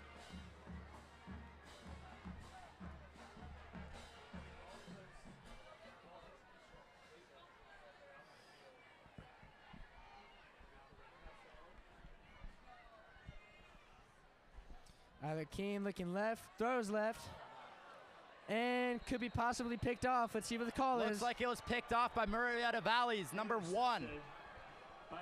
Big interception by Murrieta Valley's defense. Intercepted by Derek Johnson, one of Murrieta Valley's star wide receivers. Cornerbacks. Looks like Tyler Keene threw it a little too high to Thomas Alexander, and Thomas Alexander basically got head topped for the interception. Really good defense from Murrieta Valley there. Yeah, from our interview with Ortiz, he said that he was looking for an offensive powerhouse out of Murrieta Valley, but it looks like their defense is actually carrying the game. Ty Isaiah is back in the game. He's a 6'2", 175-pound quarterback who's a sophomore in high school. Gain of 5 for number 3, Jacob Toddy. The Murrieta Valley Nighthawks play a split quarterback thing, Kellen. How do you think this is playing in tonight's game? I think he's playing very well. Daniel Melk looks to be more of a pass threat quarterback, while Ty is more of a rushing quarterback. It really messes up the Tritons defense, and it really, I think confuses our linebackers as they try to read which is which. Wide receiver Jacob Taddy took the rush there. Gain about 5. Jacob Toddy.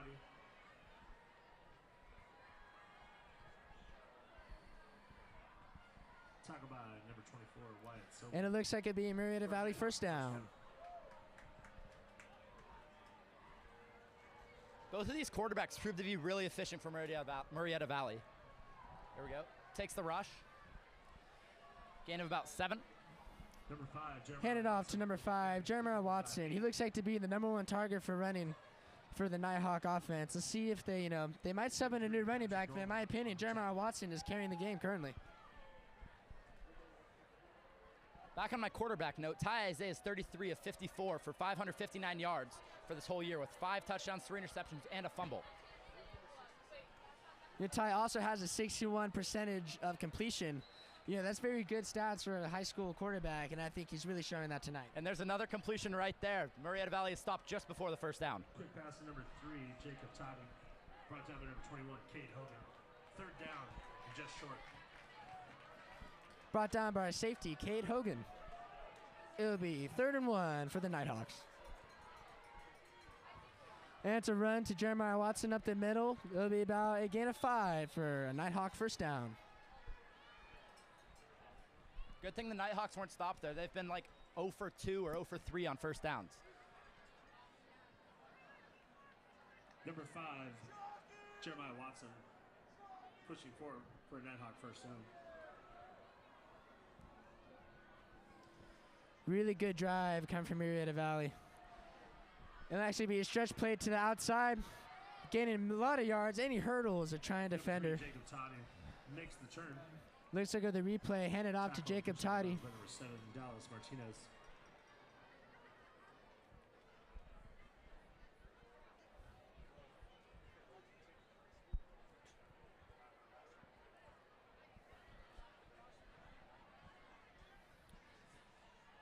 Ty now sending his offense back up.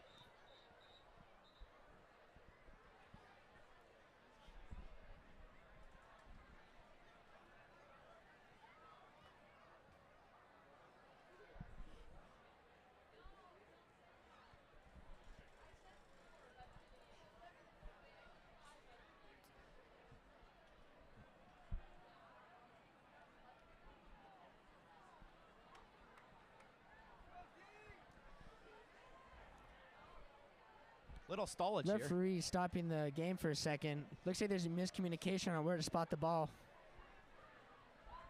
We have 7 minutes, 40 seconds left to go in the third here. A lot of football to be played here, Callum. Yes, for sure. And one thing I like to point out is this game is really fought in the trenches, and that comes to the O-line and the D-line. And, one person who's not really talked about on the San Clemente's offensive line is Ryan Moonley. He has started for 3 years in a row now, and, he has a lot of experience snapping the ball and being a sub for Max Bollinger for the last 2 years. I feel like he'll be a really good tool for the San Clemente offense.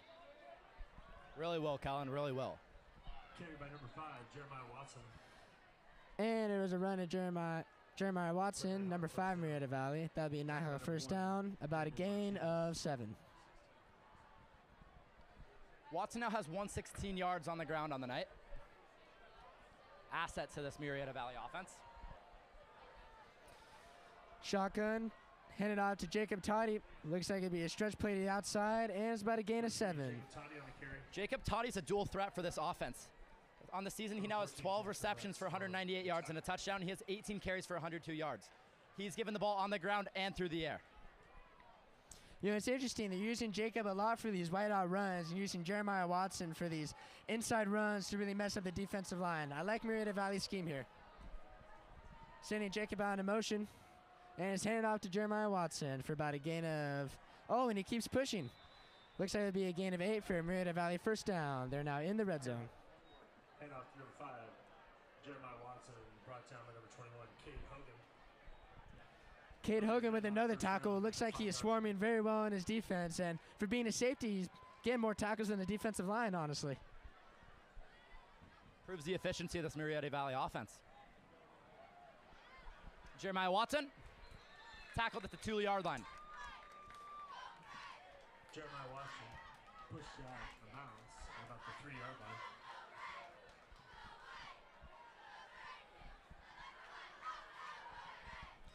Ball is spotted at the 2-yard line. This could be a very big play for Murrieta Valley offense to be 2 scores up.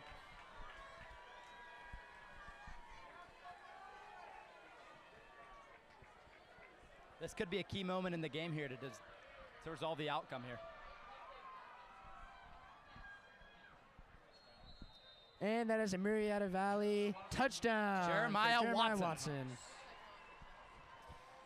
And we'll look at the replay there, see how the run formation was set and how Murrieta Valley scored.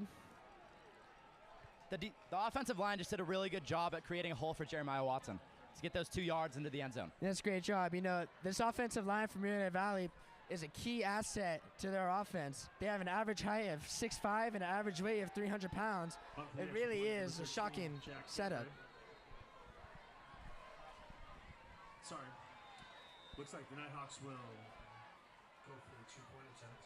Nighthawks are going for the 2-point attempt to make up for their missed PAT in the first quarter. Timeout on the field. Called by the Tritons. Still have time. Looks like it'd be a timeout. San Clemente probably caught off guard by Murrieta Valley's attempt to go for 2. But you know, it makes sense. Missing that field goal earlier, you want to get all the points you can. Visit Cheers La Pom Pom Cafe, great desserts and hot chocolate coffee fountain. Bear Coast Coffee and Ken's Cones for snow cones. We'd like to thank Robbie's Tire Center for their support. Robbie's Tire Center offers the best service in the industry. Robbie's Tire Center, one town, one tire. You know, Colin, with the Nighthawks being 2 scores up, this is still a pretty close game. Similar to last year, how Murrieta Valley beat the Tritons by 1 point. Do you think that would be a similar scenario now this Friday, this evening? We will see. This is a very special night for San Clemente, and I feel like this Tritons football team really wants to win the game for the homecoming night.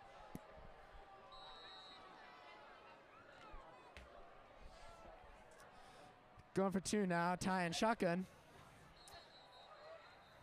And a flag on the play.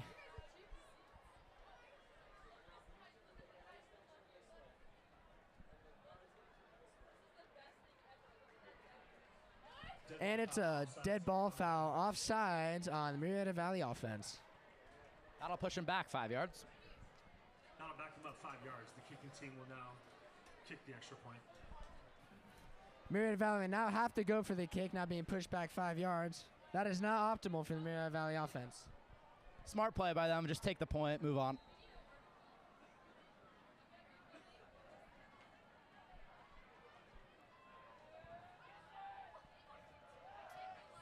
Kick is underway, almost blocked, but it is good. Score is now 20-7, Murrieta Valley, with 6 minutes left to go in the third quarter. 2-score game here, a lot of football.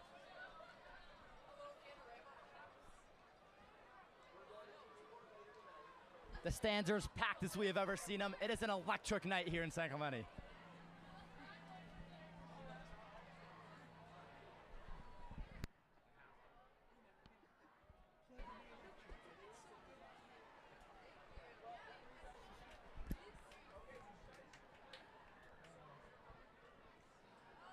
The Triton receiving team not coming onto the field. A good return from Jackson Rex here could put the Tritons in optimal position to come back and win this football game. The Triton special teams have changed a lot since last year. Jesse Torre was normally our #1 kick returner and punt returner, and now he's been subbed out for Jackson Rex.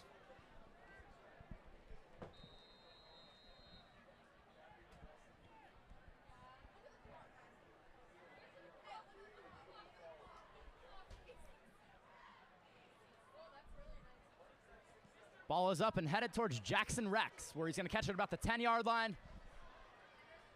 Evades a few tackles, finally tackled around the 23-yard line. By Jackson Rex out to the 23-yard line. Tackled by number 5, Jeremiah Watson. Not as good a return. It looks like the blocking was not very well from Damian Martinez and Dallas Martinez, but hopefully the Tritons offense can come back, get a few more scores, and seal this game off. Make this game end in electric fashion. Electric for sure. Jackson Rex wasn't able to find any holes there to get more yardage on that return. Looks like the Tritons are running trips to the right here. Eiler King set up in shotgun. I don't see Jackson Rex on the field, Colin. Yeah, it looks like you're going to go to some of the threats on the wide receiver position with Shane Kiley, Jesse Torres, and Marcus Minter all lining up on the same side. Hand out to Carson Sloan. Possibly a gain of 1, gain of 2. Talk about number 54, Tyler Roney. The powerhouse in the backfield of the Tritons offense.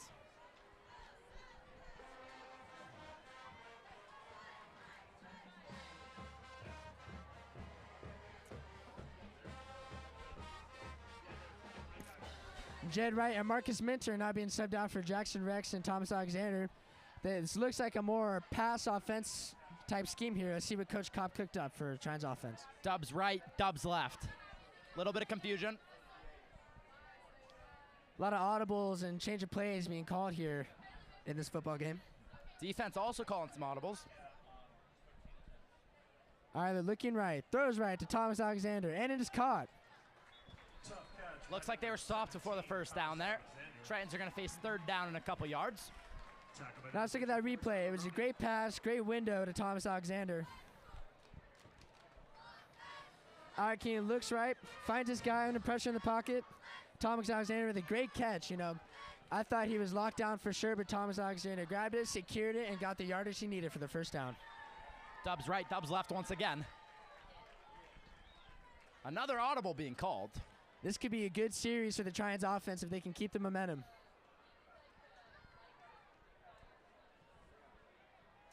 Arkeen looking right, then looking left, throwing middle.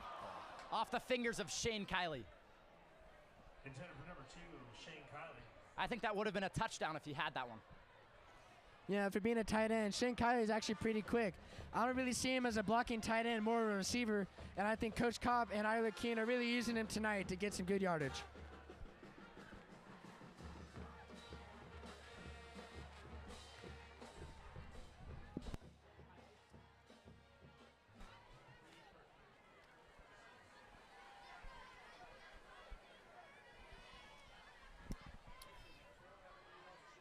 Dump to Carson Sloan. Looks like a screen pass, but the O-lineman, I guess we're not on the same page. Joshua Diaz misses his block, and Carson Sloan is swallowed up. Let's talk about Shane Kiley here for a second, Kellen. He has 3 receptions for 36 yards. I think he needs to be used more in this offense. Yeah, you know, Shane Kiley is the only offensive player to score a touchdown in this game. So, yeah, I agree. He should be used more, considering that he's the only guy that scored. If I'm not mistaken, he scored last week, too, on the road. Yes, he did. He's one of those guys that, I mean, you go to for a backup play. The Jackson Rex tactic could not be working, so Coach Cobb moves to Shane Kiley, some other wide receiver. And I like that about Coach Cobb, that he's able to move on from the star player and go to another receiver. This one's to the star player, Jackson Rex. He catches it, runs out of bounds, gain of about 14 yards. Great catch by number 14. Great field and great throw from Marley King, keeping it out of the reach of the DB and into Jackson Rex's hands.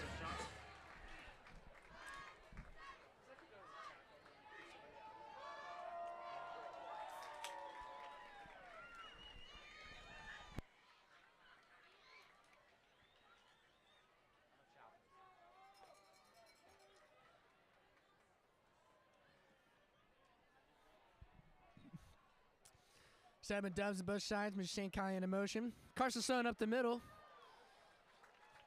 Gets about a 7-yard gain. Great one for Carson Sloan, but there's a flag on the field. That was Carson Sloan's longest rush of the night for about 7 yards. Found some holes in the Murrieta Valley defense. Hopefully he can continue doing that to put the Tritons into scoring position. Hands on the face on the defense. You know, the defense actually has been getting a lot of penalties caught on them, but the obvious calls are not being thrown. Why is that, Colin?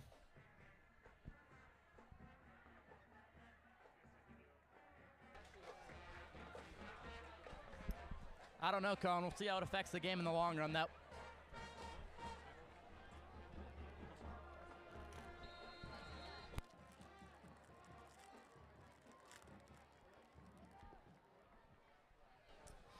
Trip formation on the right.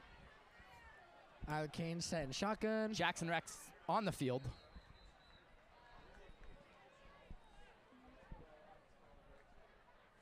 Flag tossed. Interesting change of play. They do not have Jackson Rex as a number 3 receiver. They have him as a number 1. They moved him more to the inside and moved Thomas Alexander outside. Flag called on the defense. The ball's going to move 5 yards forward. The Tritons are now inside the 30.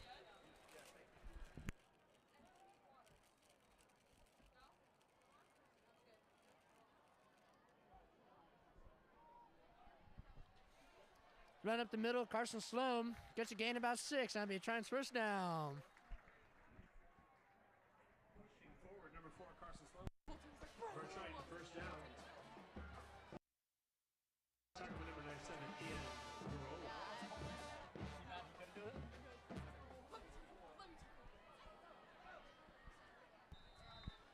Stretch to the outside will be a gain of 5 for Carson Sloan.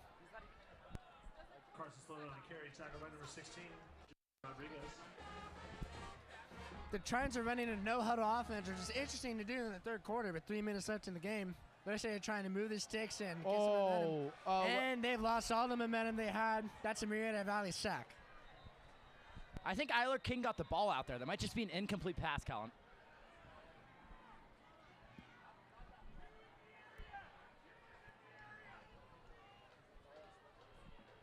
We have fans screaming he was in the area to avoid this call.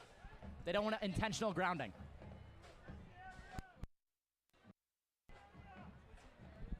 I'd argue there was a receiver in the area, Colin, but we'll see what the refs end up calling here. I agree. I mean, it looks like the receiver literally bent down to go catch the football. They can't call that intentional grounding.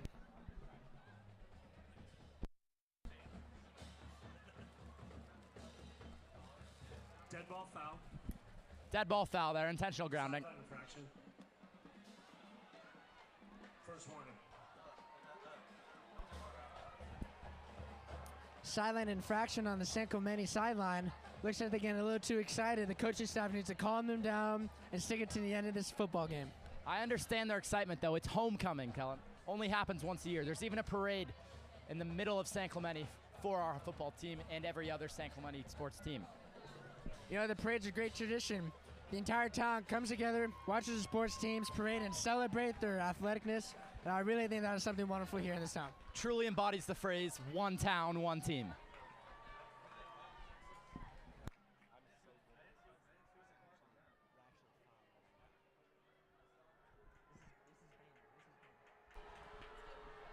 This will bring up second down.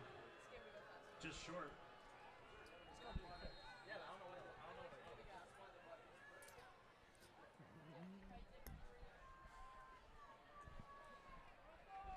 Tritons not getting awfully close to the red zone. Could there be a possible score? Let's wait and find out.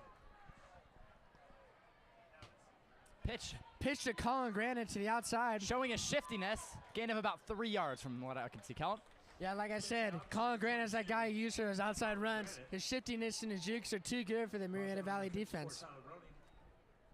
Just short of the first down.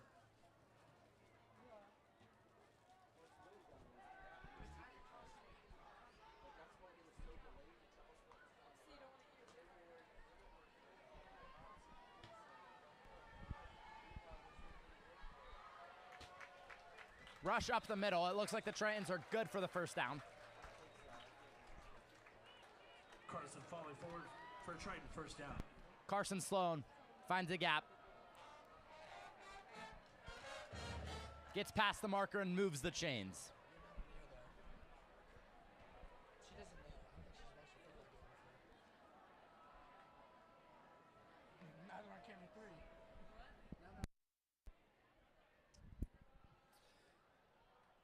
Dubs on both sides are predicting a pass. Shane Kiley in motion. It is not a pass. It is a run up the middle to Carson Sloan. Good job by Shane Kiley to get in there and block and find some holes for Carson Sloan. For about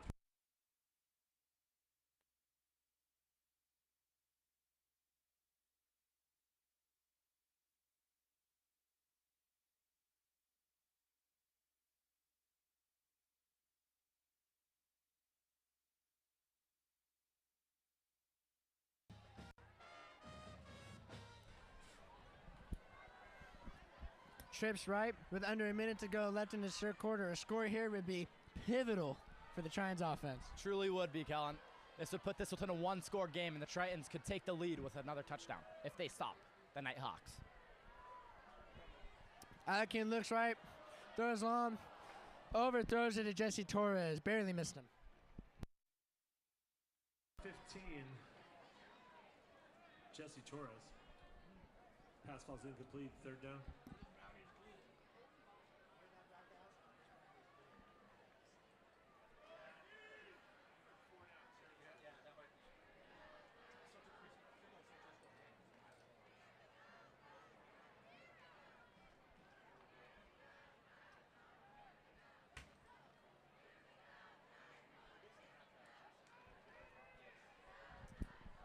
Looks like man coverage for the Murrieta Valley defense. Bad snap.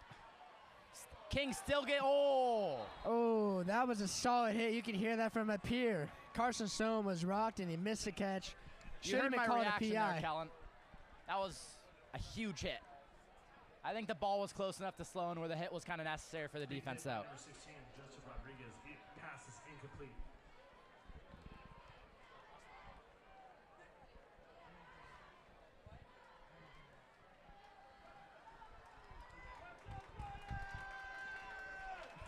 .30 seconds left to go in the third quarter.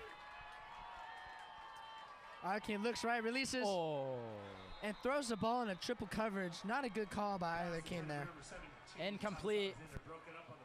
Turnover on downs. The Murrieta Valley offense will take the field inside the 10-yard line. The Tritons need a stop here on defense.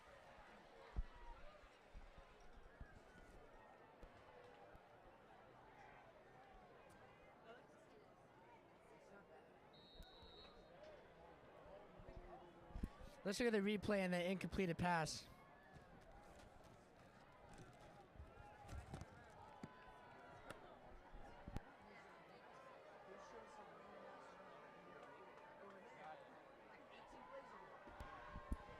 Murrieta Valley offense now taking the field, handing off to Jeremiah Watson to the outside. And he gained some yardage, probably a gain of 4. Be 2nd and 6 from Murrieta Valley. I think that was a little less than 4 there, Colin.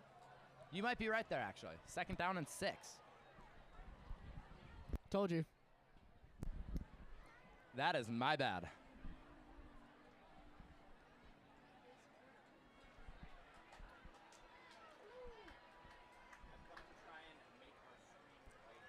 That'll bring the end of the third quarter. You know, with having past experience on this team, with these guys on this field, I would say that what Coach Ortiz is probably telling them is to swarm D better. I'm here with 4 of our Tritons, Jack Blaney, Trent Ryan, Sean Moretti, and Donovan. So guys, tell me, how does it feel to be a Triton in the stands tonight? Oh, it's amazing. The beginning of the game was electric. Everyone was here. The crowd is ecstatic. He said it all right there. I don't know what else to say. Just booming. And how do you guys think the outcome of this game is looking right now? We're down, but I think we'd for sure come back. We've had worse. We are on the comeback. There's been a lot worse, that's all I can say. There's a lot of comeback to come. All right, thank you guys so much. Back to you guys.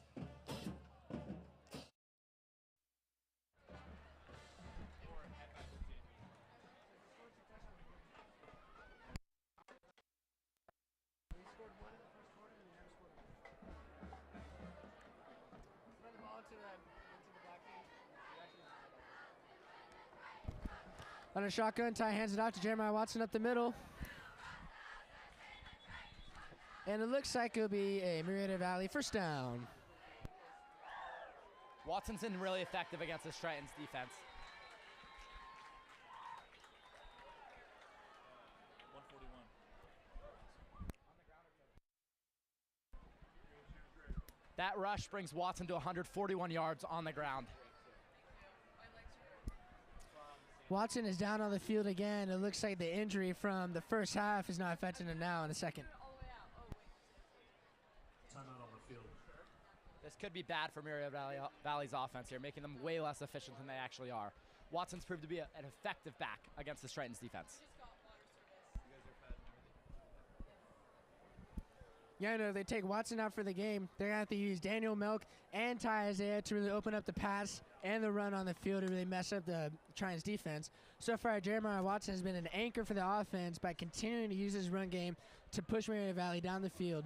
But now with him possibly being out, they're going to have to move to Daniel Milk to pass the ball. Yeah, Kellen, the way the Murrieta Valley offense switches quarterbacks probably throws the Tritons for a loop. Their defense can't keep up with what's going on. Both of these quarterbacks are extremely effective. Again, Ty Isaiah, 33 of 54 on the year, 559 yards, 5 touchdowns. And now Daniel Mielke, 22 of 35, 437 yards, and 5 touchdowns as well. The funny thing is, before this game, these quarterbacks both have pretty similar stats. They both thrown for 5 touchdowns. They both have thrown 3 interceptions, and they both have fumbled the ball once.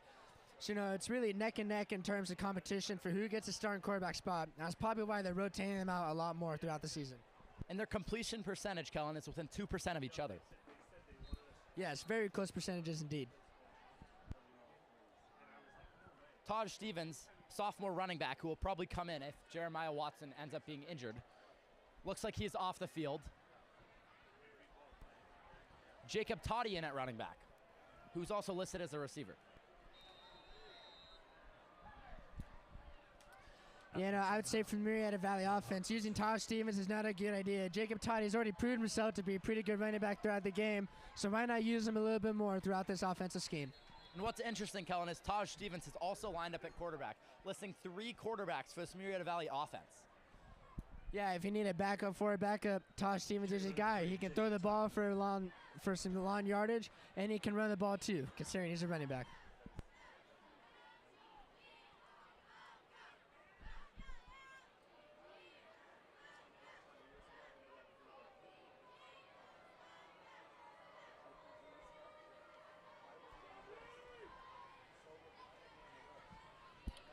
Trying's defensive line almost jumped. Ref did not call it. Ty now in a shotgun, hands it off to Jacob Toddy for a gain of about 3 yards, I would say. Kellen, let's talk about this San Clemente run defense. How have they been able to? I don't think they've been efficient. No, they have not. I have a little inside scoop on the San Clemente defense. They like to switch out the defensive line and get some fresher guys, but looks like that plan is not working. The Murrieta Valley's offense is really big, really strong. It looks like they are squashing our defensive line.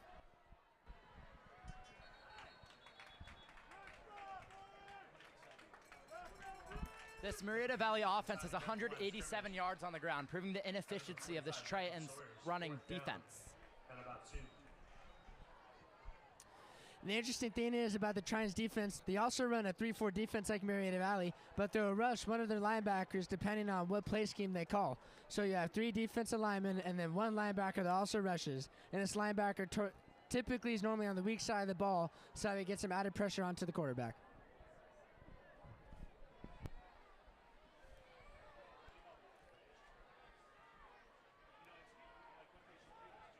Do you think they've been using this method strategically in a good way here tonight, Kellen?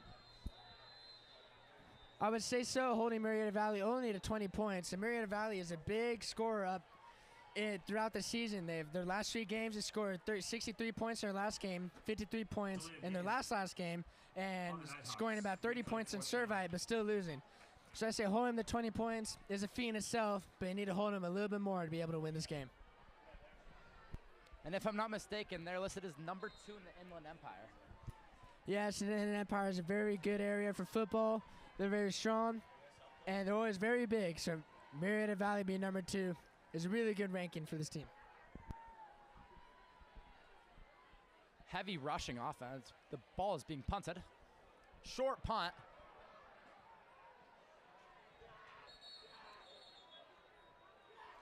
It clipped an ankle of a Tritons receiving player. Murrieta Valley picks it up. The ball hit Dallas Martinez. He was blocking a receiver, and it looks like the Murrieta Valley kicking team has just repossessed the ball at the 50-yard line. Huge play in the 4th quarter. This could seal it. What could have been pivotal for this Tritons offense here, Kellen, just turning to Murrieta Valley to storm the field once again and take control of this game. What an electric play there.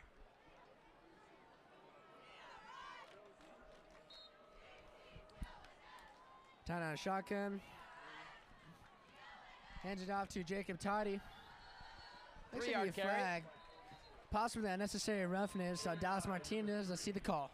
Couple yards. Tackled by number 42, Jack Weller. Flag on the play.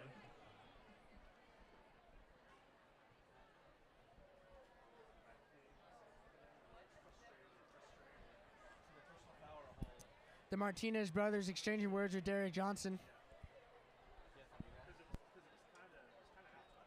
Number 1 is exchanging words with number 1. Quite a coincidence. Truly is, Kellen. Truly is. Offsetting. A lot of football to be played. Tritons have 2 timeouts remaining. Murrieta Valley has 3, 9 minutes, 31 seconds to go. 2nd down and 8.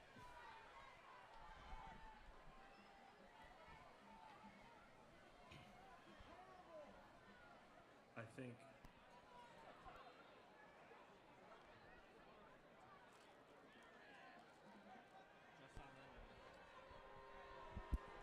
not offsetting.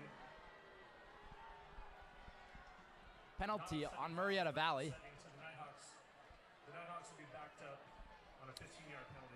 Looks like a possible personal foul on Derek Johnson. What was thought to be offsetting penalties turned into an upsetting penalty for Murrieta Valley here, pushing him back about 10 yards.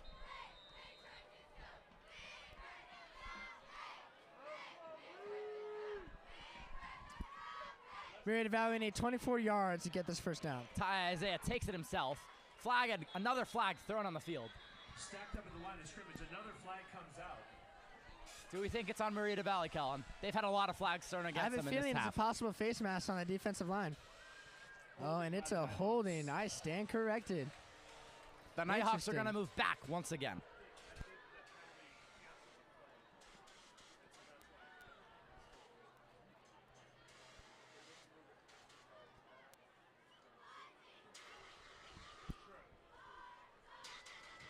Now, Colin, would be a shocking development is if Ty Isaiah is able to throw the ball long and get the first down. That could be really pivotal for the series here. It could gain Murrieta Valley a lot of momentum and really mess up the Tritons defense here in this fourth quarter.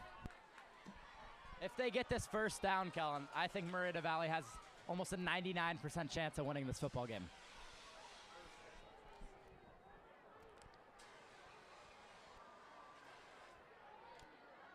I say 99, Kellen, because the only thing certain in this life is death and taxes.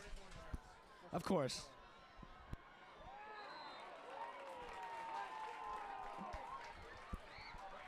Excellent tackle by Tay Ballard. It will only be a 2-yard gain. Shane Kiley. 2nd down and about. Thrown into the flat, Tay Ballard swarms, picks him up, and slams him on the ground. Beautiful tackle. That was perfect form technique, dodging the block, and able to hit in the flats really well. 2nd and very long here. They've got about 30 yards to move the chains.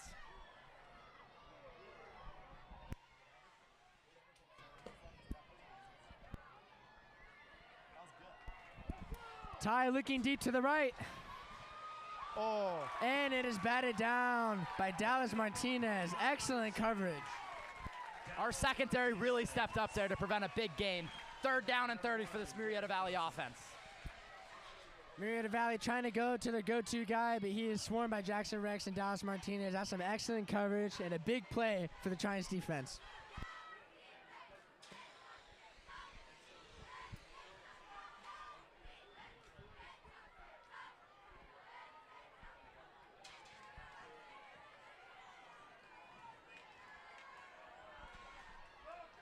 Semi shotgun again. It looks like it's herring off to Jeremiah Watson. He's back in the game. And it's about a gain of 5, maybe. It'll be 4th down, and Murrieta Valley will be forced to punt. I don't think Murrieta Valley wanted to risk a pick there. They just want to kick the ball downfield, have the Tritons waste time, and just put the odds into their favor. That's understandable. You know, they're up by 2 scores. Tritons need 2 touchdowns to win this game. You know, wasting some time would be an advantage for Murrieta Valley right now. Back to receive for the Tritons, number 15, Jesse Torres. Jesse Torres not bad to receive. Now, this is the guy I'm looking to receive every single punt, every single kick. This guy is shifty. This guy is fast. This guy is everything you need when it comes to a returner, and I can't wait to see what he does in this return. Me too, Kellen. Me too. Do we think this punter's going to go short like he did the last time, or do you think that was on accident? I say his punts aren't really consistent, you know. They're deep, they're short, they're everything. He's kind of all over the place. Jesse Torres doesn't call the fair catch, and he evades several tackles. Gets almost no yards on that return. But he showed his shiftiness there, Kellen, evading a few tackles. Yes, you know, not calling the fair catch was a big risk, because if he drops that ball, Murrieta Valley then gets the ball again in great position. So really ballsy move from JT there. Tritons will take over at the 34-yard line. Trevor, like to thank Is that his nickname, Kellen? JT? for their many years of dedication dedication and support to Triton. Yes, you know, all the guys on the football team call him JT. That's one of his nicknames. Several other nicknames too. Jesse Ewell is called Bubba, and Luke Hardy is called Sheep. So, yeah, a lot of team camaraderie here on the Tritons football team. Absolutely love it.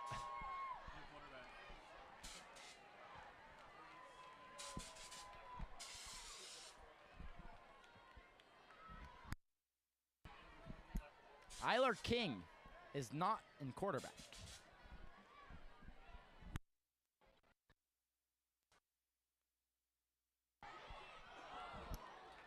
Shane Kiley was targeted there. Good defense from Murrieta Valley. Bring up second down.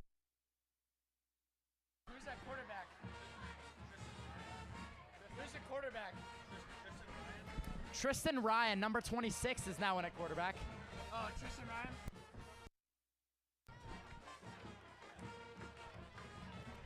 What grade? He's a junior. Tristan Ryan now subbed in at quarterback. This is interesting. I remember Tristan Ryan being a running back on the Frostshop team and the JV team, but now he's being put in at quarterback. This is quite a development. Do we think Ortiz is just toying around, seeing what he could find in this Tritons offense? You know, it is an interesting call, you know. Apparently Tristan Ryan can throw, maybe not as accurately as Ira Kane, but with Ira Kane's performance so far in the game, I think it'd be wise to maybe switch up a quarterback a little bit, test the waters. Luke Hardy is injured. He may have been a great asset to put in because of this Tyler King struggle. Yes, Luke Hardy has a hand injury from practice, I believe, last week, and that really does a lot of damage to our Tritons offense, you know. We can't go to a senior quarterback like him who has some experience on the field, and instead we have to go to possibly a running back to throw the football. That last pass wasn't the best I've ever seen. Wasn't even close, actually.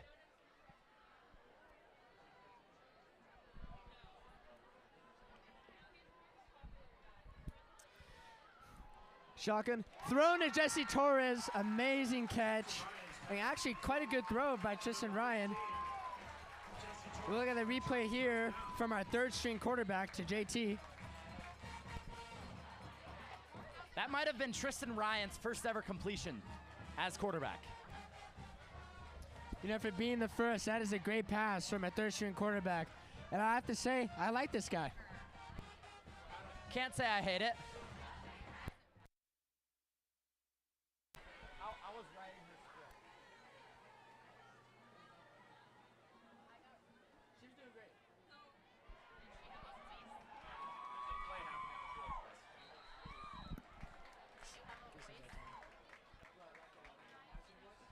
Tristan Ryan on the keeper. Back to the line of scrimmage. Second down at 10.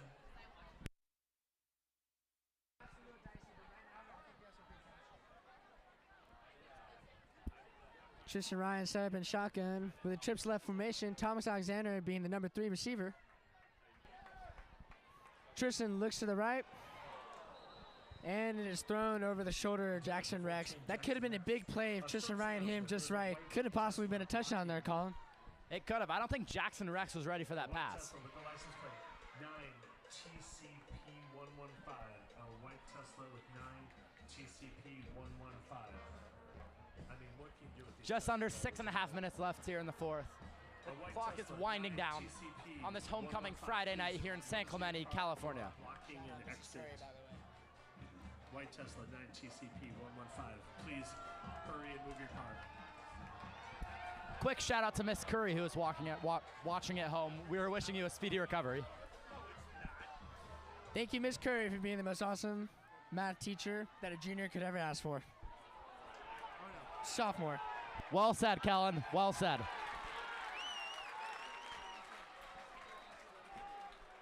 Pass intended for number 7. And thank you, Mr. Imperio, for being the best math teacher a junior could ask for. And for being the best math teacher a freshman could ever ask for.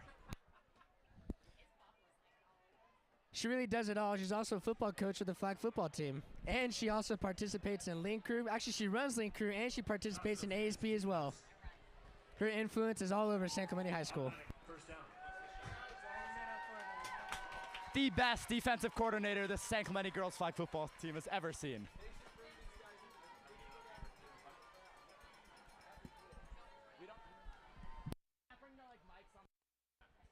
We could grab someone on the camera floor. We've done that before. And that's good for another try and first down.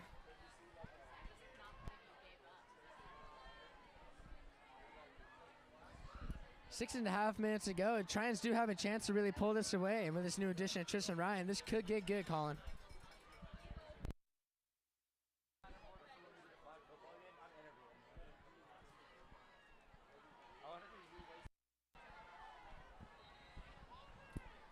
Tristan looks right, releases, but doesn't find his guy, Jackson Rex. That'll bring up the second down.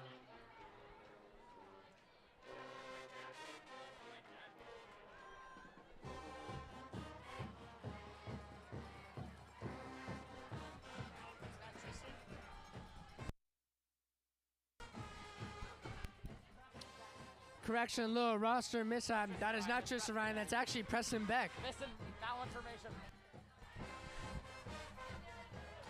Handed to Carson Sloan. Big gain, makes a move, and that would be about a 25-yard gain. The first breakaway for Sloan on the night. We'll look at this replay. The offensive line makes a great hole for Carson Sloan to run through. Carson Sloan makes a few moves, gets a huge gain on that play. That is pivotal for the Tritons offense here in the fourth quarter with 6 minutes to go. Preston Beck is leading this offense in at quarterback. We were malinformed. It's not Tristan Ryan. Little roster mess up there, but now it's all good.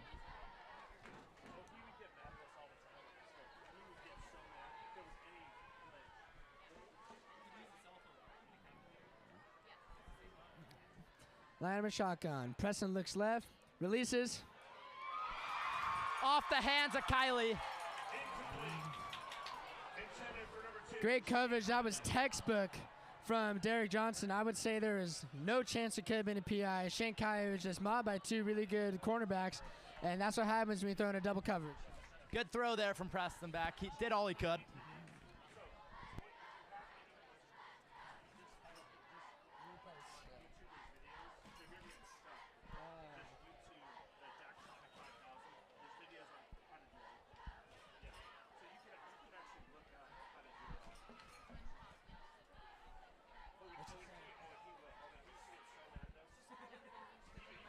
Trips left here. Jackson Rex not on the field. Hands off to Carson Sloan, up the middle, and that would be a Tritons touchdown. That would be a 19-yard rush. Great stop for Carson Sloan. That is now his longest rush of the day. And now second longest, correction. And now the Tritons kicking team and I come onto the field. 2 breakaway rushes here for Sloan on this drive, Kellen. This could be a pivotal point in the game, Kellen. Finally, Coach Ortiz's plan is coming to action, using the run game like he intended, and it's working out pretty well. Good job by the O-line creating holes for Sloan to find and break away from this Murrieta Valley defense.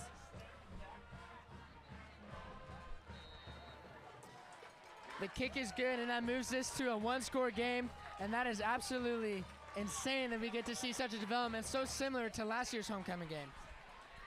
Very much is. This could be a 1-point game like last year. The stands are electric. The atmosphere, even more electric.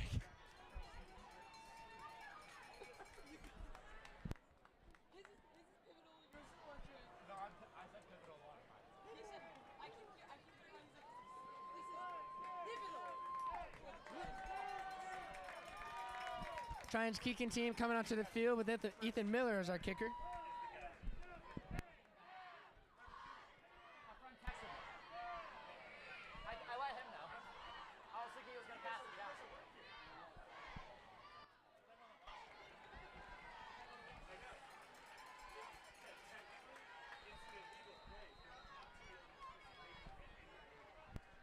Well, I kind of believe because Tristan. Yeah. Fair catch there Short by the kick, Murrieta Valley decides to take a knee on it, doesn't want to return it, don't want to risk a fumble and lose some time. Nighthawks take over at the 25-yard line. Tritons defense need a stop here, and this game could come down to the wire. For the support of Triton football and our one-town, one-team mantra, if your 401k plan is looking for a way to enhance retirement outcomes, ask your pass target. date fund flex path strategies. Oh well. Today's here, the Tritons defense is now back to having 4 linemen with 3 linebackers. They're switching it up a little bit here. Correction, actually running a 3-4 with Declan Sawyers on the right side edge. Running Jeremiah Watson, great rush by Josh Kurtz and Declan Sawyers to swallow up Jeremiah Watson. Tritons' run defense is going to need to come together here in order to stop this offense. Pick up about 1.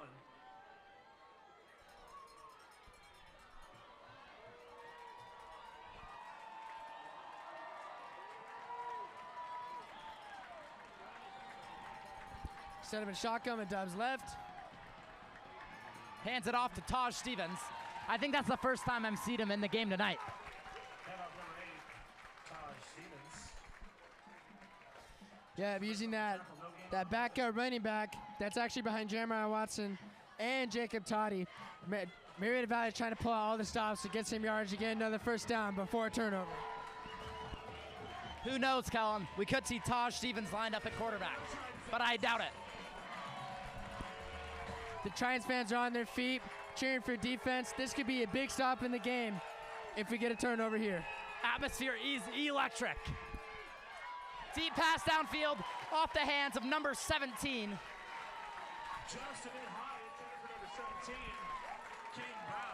17, Caden Brown was the target there. Right off the hands, that was a great throw by Ty, but Caden Brown just couldn't get to the ball quick enough, and that's what happens. What could have been a big play gets stopped real quick. Jesse Torres is now out to receive for the Tritons punt receiving team.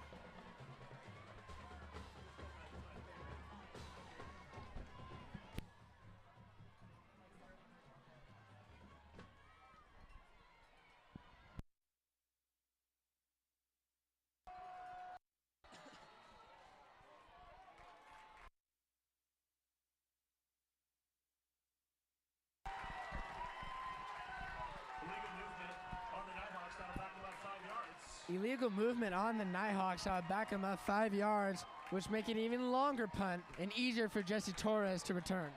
I think the Nighthawks have had at least 50 yards of penalties on them in the second half, Colin. Yeah, a lot of yellow on the field tonight.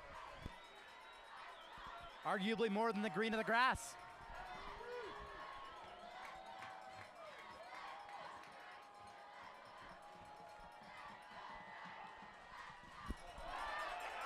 And it is a short punt.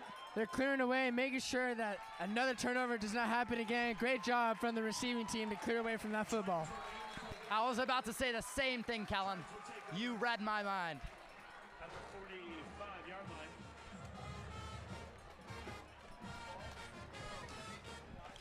So look at the replay, see that botch punt.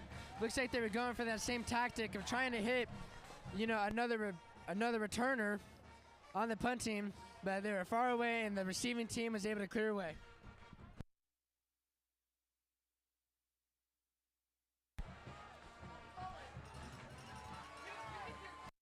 In at quarterback's number 26, Preston Beck.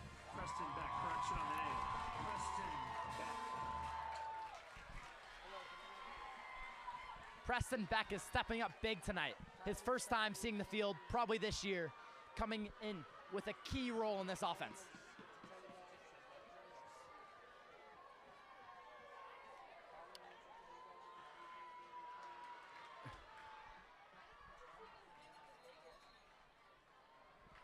Preston Beck could lead this offense to a great comeback. This whole Tritons team.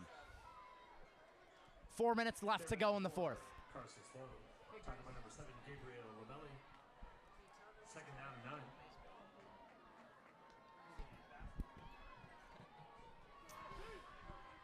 Trips right, Preston back in the shotgun. Tries to make the defensive line jump, but they don't. 3 minutes, 40 seconds left in the fourth quarter.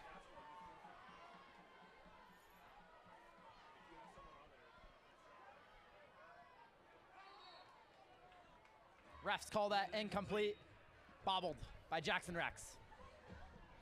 I see a big change of plans with this change of quarterback. Preston Beck is a pass-type quarterback, and Ira Kane You know, from what I'm seeing, was not performing as good as Preston Beck is right now. I think they'll continue on with his passing scheme. I think Preston Beck has taken charge of his offense. Maybe showed a few nerves at first, but I think he's shaking those off.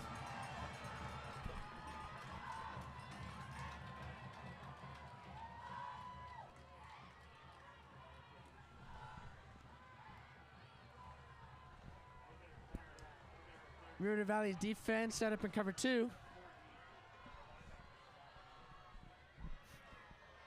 Hands off to Carson Sloan. Gain of about 5. Murrieta Valley sideline asking for a holding call, but they don't get it. The Tritons have been good in avoiding flag calls, especially in the second half. And the calm what I'm wondering is, will the Tritons offense go for it? 3 minutes left in this quarter, I think so, but who knows? Can Preston Beck handle these nerves that are probably flowing through his body right now?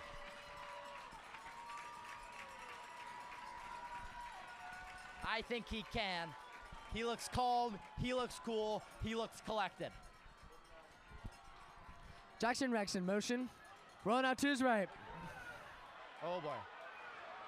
And it is a big sack, big stop. Preston Beck is brought down for a loss of about 9 yards. That would be a turnover on downs. Murrieta Valley is back on the offense. He wasn't able to find an open receiver out there. You know, the good old throw to Jackson Rex and see what happens play did not work there. He was in triple coverage, as well as Shane Kelly being double coverage in the backfield. That was not the greatest play call, in my opinion. You'll find it at Peak Recovery, right next to EOS Fitness in San Clemente. They've got state-of-the-art therapies like whole-body red light, hyperbaric oxygen, cold plunges, and shockwave to speed up recovery and reduce pain. Get back in action faster. Visit peakrecoverysc.com and see. Jeremiah Watson is now back in on this Murrieta Valley's offense. Good stop by the Tritons defense there. Now the key thing the Murrieta Valley offense needs to do is keep running the ball, gaining first down slowly, one at a time, and wasting the clock. If they're able to seal that, then they'll be able to seal the game and win once again for the 4th year in a row against the San Clemente Tritons. Is it the 4th or 5th, Callan? I've been hearing different numbers from different people. You know, rumors have been spreading, but, you know, the main thing is Murrieta Valley has been us for a while. That is the bottom line. And Jeremiah Watson breaks free. The 10, oh, but he has stepped out of bounds. That'll stop the clock, too. 2-minute warning. Jeremiah Watson might have stepped out of bounds. Great gain right there. Probably about a 40-yard gain. At around the 19-yard line. Jeremiah Watson really carrying this offense, and that could have sealed it right there. 33-yard rush there for Watson. Murrieta Valley is placed on the 19-yard line. Minute 53 to go. Hands it off to Watson again. Outside. And it looks like so a many Murrieta Valley touchdown. Number 5 on the carry. Tough to bring down. No signal on the score. Looks like he was brought down just short of the goal line as the Nighthawks first down. With that rush, Watson now breaks 200 rushing yards on the night. Big mistake on the Tritons defense, not able to swarm to the ball and tackle Jeremiah Watson. That is absolutely pivotal play for the Murrieta Valley offense. Yeah, Kellen, and on that play, it could be said, as Eminem has once said, that Watson went round the outside.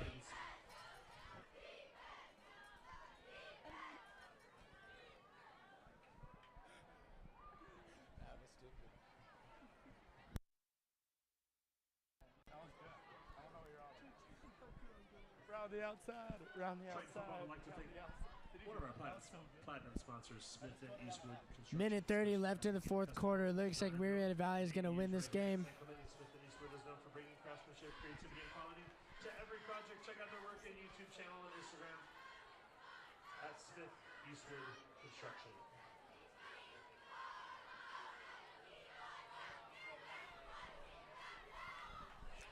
If I were Murrieta Valley, I would try as hard as I could to go for the score. Maybe possibly try the tush-push method that the Philadelphia Eagles use in the NFL.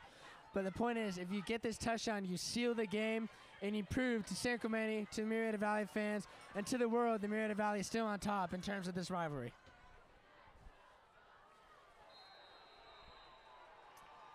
And that looks to be a touchdown for Jeremiah Watson. Seals the game away, 26-14 Nighthawks. That's Watson's second touchdown of the night for Murrieta Valley.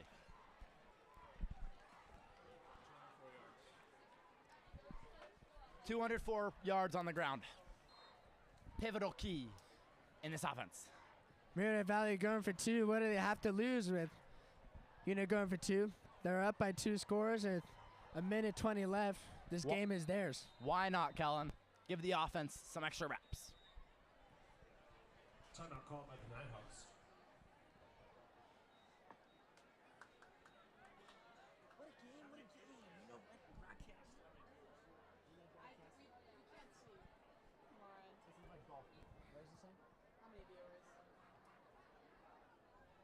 Last I heard 100.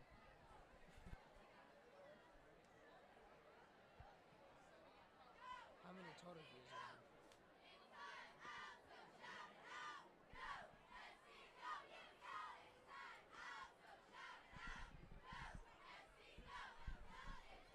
The stands got a lot quieter after that touchdown, Kellen.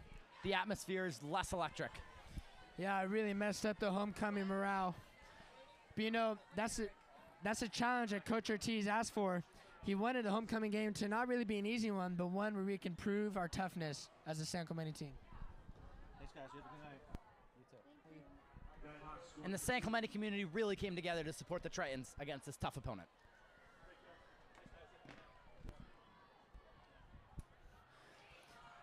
Ty rolls right. Big hit from Jackson Rex. He will not get the 2.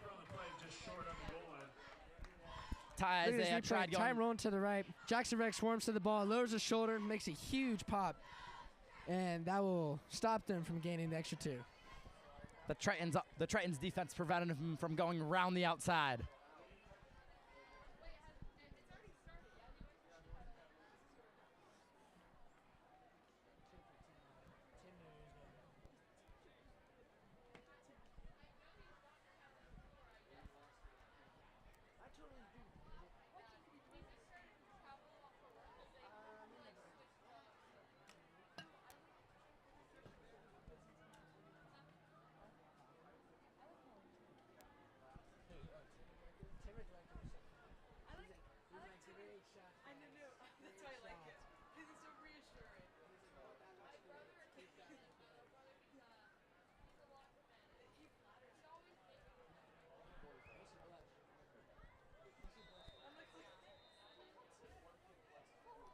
San Clemente's homecoming football game is winding down. A minute 21 left.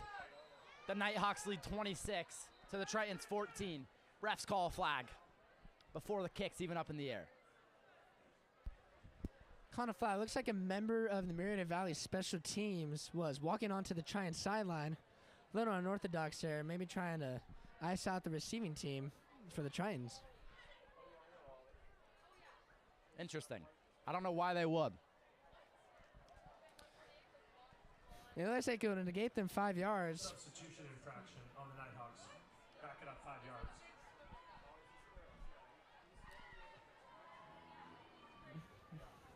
Looks like there's possibly too many players on the field for the Murrieta Valley kicking team, and one player tried to sneak off the field onto the Triton sideline. It's quite interesting. Ball is up. Kick is underway. Touchback. Looked like a great kick from the start, but it rolled a little too far. Now the Tritons will be set up at the 25.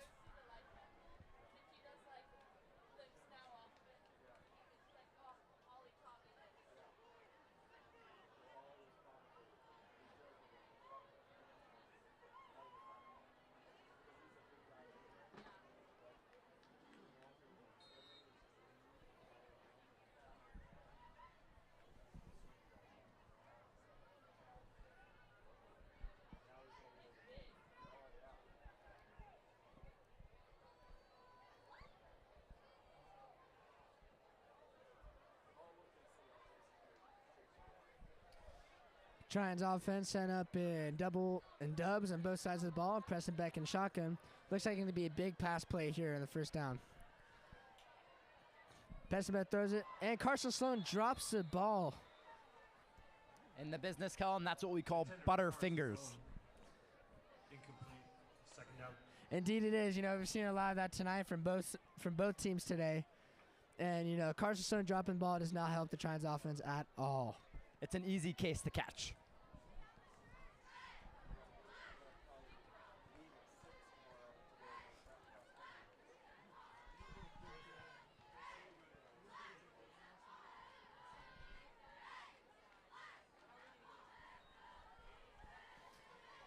Back. Pressenbeck Fires throwing deep. on to Thomas Alexander. Looks to be a gain of about 20 yards. Good pass there from Beck. First down pass, number 17. I don't think Eiler King had a pass for that long while he was in the game. Yeah, you know, using these receivers are not talked as much is a great plan for Coach Kopp here for calling the offense. If only he called it sooner, maybe we couldn't get the ball rolling, and this game would not have been sealed away by the Murrieta Valley team. Jackson Rex was not as efficient as he normally is. This Murrieta Valley defense was able to lock him up. Yeah, they definitely made it their goal to lock him down. From seeing the previous 3 games, Eiler King's main target is Jackson Rex, and honestly, his only passing target is Jackson Rex. You hardly ever see it throw to him, and if he is not throwing to Jackson Rex, he's throwing to Shane Kiley. So locking down those 2 guys was Murrieta Valley's goal, and I said they achieved it very well. Maybe that's why Beck was subbed in. He's able just to see the field maybe a little bit better, spread the ball out a little bit more. Yeah, the possible, you know, chemistry between Eiler King and Jackson Rex could work as a disadvantage because Pressenbeck doesn't know these guys as well. He knows probably other wide receivers better, and, you know, he's working with them to make sure they get the reps they need and the touchdowns they need. Yeah, and this communication and this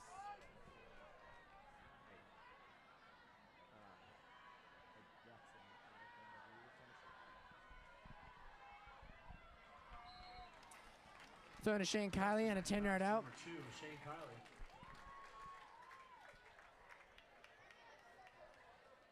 Just short of the first down. 2nd and 1 for the Tritons offense. 42.7 seconds left to go.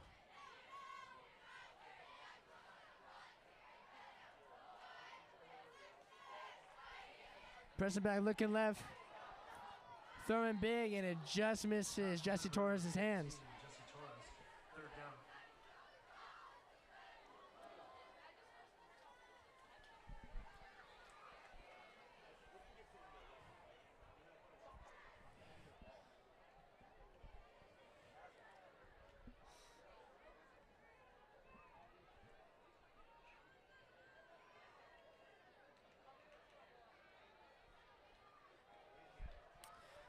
Hand off to Carson Sloan, bringing a pretty big gain, and he breaks free. Big run by Carson Sloan. Carson Sloan looking a little bit like Marshawn Lynch right there, shutting off tackles and moving up the field, having some great agility as well with the ball in his hands. In this 4th quarter, he's had a few breakout rushes.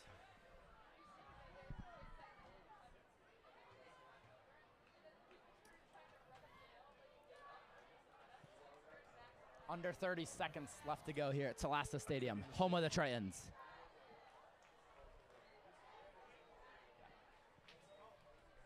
One last shout out that this TSN broadcast is made possible by College and Career Advantage, where students discover their future. Thank you to College and Career Advantage.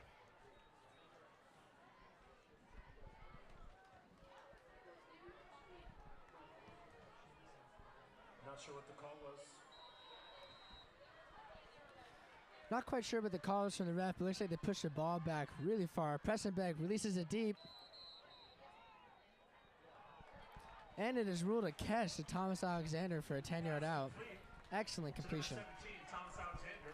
The Tritons move the chains once again. I'm reluctant to say first down, but it looks like a first down.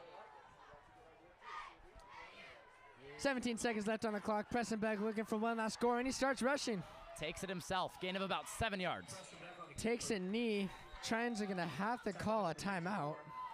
Tyler Bernie, timeout by San Clemente. 9 seconds to go here.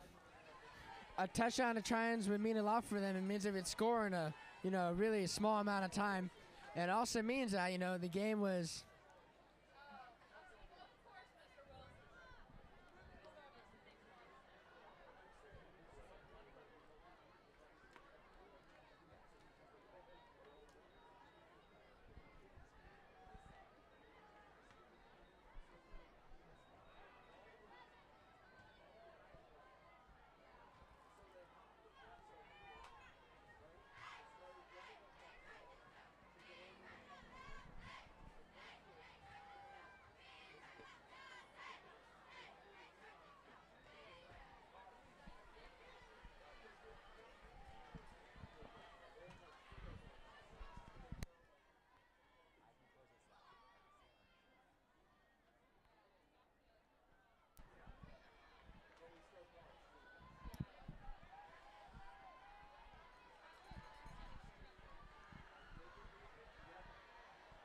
Carson Sloan in the backfield with Preston Beck at quarterback still. Moves Carson Sloan in motion to the left side.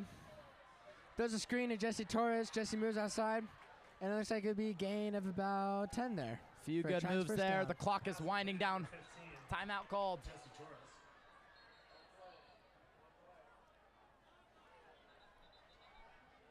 Timeout with just under 2 seconds to go here in the fourth quarter. It looks like Ortiz is arguing that there's more time supposed to be on the clock still.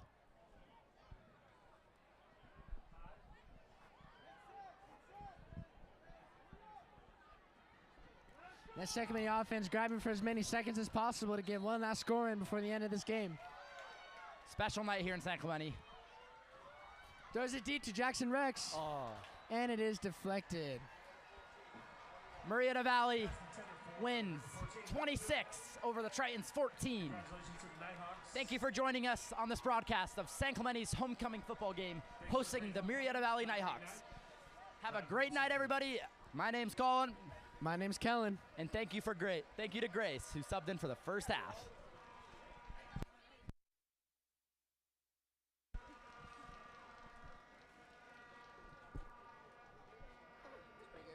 Grace, is this yours?